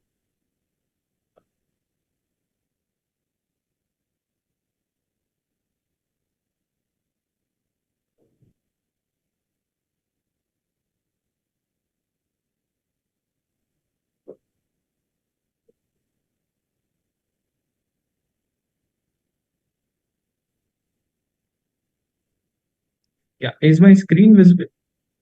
No, not yet. Okay. Yeah. Your screen share has started. Yeah. So thank you for this opportunity. It's indeed a privilege to present to you guys our innovation, what we have created, which is called Juris Medica. So it's India's first medico-legal simulation bot, which actually creates medico-legal education simulation. Basically, it creates scenarios which can be studied, and both doctors and legal fraternity can benefit from this solution because it has ability to curate new scenarios. It has ability to respond to any medical legal query you put it with evidence from Bharatiya न्याय Samhita and a lot of other official legal sources, because we are building this in incubation with Gujarat National Law University, which is directly under Government of India. And this has been approved in terms of the project with the Legal Incubation Council of National Law University. And very recently, we even secured a funding to fully develop it. So currently, we are at a stage where we are just about to roll out the beta testing of this. And this is the magnitude of the solution we are building around. So Dr. Alok, myself, Dr. Bharat, all three of us are part of this entity. And we are aggressively working in making it a fully deployable solution in the next few weeks to come. And we will be even rolling out a validation study for this. And that's how the whole progress is going to happen. And because of this tool, we have got recognized at multiple platforms in artificial intelligence for the approach as well as the methodology with which we are building this tool as being something out of the box. And again, we are thankful. So this is our sister entity, which is called SHIFT. So SHIFT is what stands for Science for Healthcare Innovation and Future Technology Foundation. So apart from our company, which is into building solutions, we have a foundation under which we have Dr. Shambo also as part of our foundation as one of our co-founders, apart from three of us. And we are focusing on a lot of education aspects and a lot of research, a lot of integration on areas of e-health, artificial intelligence, telemedicine, biotech, and digital health. And healthcare professionals across the fraternity from 18 plus different specialties, researchers, technologists, and most importantly, the policymakers with our collaboration with legal systems are all part of this entire foundation of what we have built around. Again, the vision is to have global health, which is a connected care with equitable access, and most important, efficient tech delivery happening across. So this is all about empowerment, which is built on our four pillars of mission, which is innovation, collaboration, education, and impact. So four key activities with which the foundation is working is on research and innovation, creating publications which are robust, rapidly validated, and most importantly, from multiple domain experts sitting together under one group, and creating reports, creating white papers, capacity and building and awareness. We are doing through events like what we are part of, like this kind of webinars and all. We are doing it on a regular basis. Collaborations, again, are byproduct of this entire set of activities.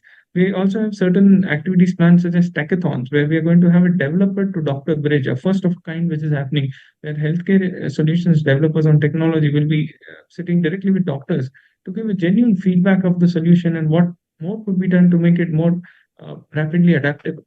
So that's the vision of the foundation. So under Shift, currently we have four programs, which is Shift Academy, Developer Doctor Bridge. We are also having Innovation Acceleration Lab in planning, and next quarter we should be launching it formally. And again, it's going to be a global integrated platform. So just to introduce, we are already on a 12-week masterclass series right now, which talks everything except the medical management in our healthcare. You name it, like communication skills, digital marketing, what it is really, topics such as, health tech insurance. So let's take you own an MRI machine, or you own an X-ray machine, or you have a big equipment, or you have a diagnostic lab. What are the nuances of insurance you need to know when you're insuring these things? What is it that you should not miss out? Branding, marketing, emergency care, the legal side of it. A lot of these things we are covering. We've already done 2 weeks, but anybody who's wanting to be part of this can actually join and get an access of sessions which are done. Also, this we do it on every Friday evening between 9 to 10. This is a QR code. You could possibly take a screenshot, or Dr. Alok can facilitate by sharing it to everyone. And we'd love to have you guys join in, and let's grow together, learn, unlearn, and relearn a lot of newer developments in technology. So thank you again, Dr. Alok, for this extended opportunity to enable an outreach of knowledge exchange across multiple specialties who are with us today. Thank you so much. So I would like to tell all the viewers who are watching this, as well as the esteemed panelists on the dais today, that AI has come a long way and we have also come a long way. What we were 1 year back is something very different, and today is something that I had not dreamt of 1 year back. We were just dabbling with ChatGPT and getting answers to basic questions. And today we are sitting and developing tools which are being used in real life and have been validated and have been recognized by the government, by the authorities. That is the kind of march has happened in 1 year. So I'm sure next year when we are sitting on the same platform, with Dr. Rajendra Nagarkatti sir donning the cap of the president of AMC, probably we would be doing real life work, which we have already done, and we'll be probably holding hands and probably guiding AMC through AI and making his life very simple, because his life is going to be a tough life as a president. And hope we can really help him, make his life very easy and let AI do the work for him so that he has some more of a personal life and doing work which is phenomenal, which we are anyway looking for with this kind of biodata that he has, a fantastic biodata. So I hope, Harsh, we are back next year with the same kind of a thing, but we are miles ahead what we have achieved in the next few months. So as a convener of the program, I would like to again thank our current dynamic president, Dr. Rajeev, our very dynamic secretary, Dr. Prashant, and the entire OB and managing committee for giving me this opportunity to be the convener. And I'm equally grateful to Dr. Rajendra sir, the incoming president, for being very encouraging repeatedly and awfully trying me to get to move AI into AMC on a regular basis. And I would like to thank all the rapporteurs and the moderators and the MOCs today. We had a jumble of MOCs today due to multiple conferences running. Dr. Gautam, Dr. Supriya, Dr. Navneet, and all the respected rapporteurs, Dr. Manoj sir, Dr. Vikrant, and everybody for taking charge of this and doing such a wonderful job and allowing this program to go very smoothly. And lastly, and not leastly, our Clarnet partner, our tech partner, have been very phenomenal. They have been supporting not only here, but in many of my other conferences in a very big way. So thank you, Ritu and Swastika, the faces of Clarnet today, for taking charge of today's session and helping us out. And सबसे बड़ी बात जो सबसे important होता है, in any democracy, it is a common man who gives the vote is the most important personality. In any conference, it's the delegate who's the most important personality. So thank you for being with us till the end and being there to support us through and through every month for this tech talk. And before I conclude, we have a very, like I said, a very esteemed personality on the dais. So Rajendra sir, it will not be complete if we do not have two nice words from the incoming presidents of encouragement. So sir, over to you for your thoughts and your guidance on the matter. And then I think it would be appropriate to close after that. Thank you, Alok. As you said rightly, that AI is developing at a rapid pace, and it's so wonderful that you are catching up with it, keeping up at the same pace, and getting that knowledge, and not only getting it and imbibing it, you are transferring it to all of us who are ordinary mortals at this particular new field. But it is so wonderful that you said, Dr. Harsh said things like prescriptions going into record automatically, or your medical records going into digital form automatically, so that storage becomes so easy, so paperless, and you can get things at the press of a button. So that is really wonderful. Even one very important point, he said, a lot of papers we get these monthly journals from our associations, but we never get the time to go through it. And if they are all converted into a podcast by the simple procedure, you can listen to it at your leisure time, maybe as he said, while driving to the hospital or coming back home, or even at night during your leisure time, a half an hour of listening to it, and you get all the latest updates, the latest papers. So that is something very, very wonderful. And looking at the strides that you all have taken, I think by next year, as you rightly said, you will be at a much, much higher level, and it would be really wonderful in my year as president that we can not only transfer this knowledge to our members, but also incorporate it into our working and make our working smooth and easy.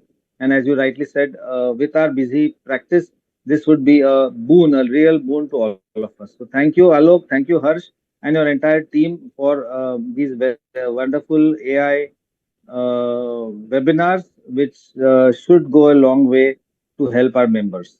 Thank you so much. Thank you, sir. Thank you for your kind words. Thank you. Thank you, Harsh, for So, joining in. thanks to all the dignitaries present here. Clarity is really glad to have all these brilliant people together in this session today. And I really hope that you all had a seamless experience. So, with everyone's permission, I'm concluding the session in here for today and looking forward to host you again. Thank you so much, everyone, for joining with us today. Thank you. Thank you. Thank you, Sastika. Thank you, Ritu. Thank you, Poona. Once Thank again. you. And many thanks again, Rajendra sir, for all your kind words and encouragement. Right. My pleasure. Thank you so much, Alok. Thank you, sir. Have a good day. Thank you.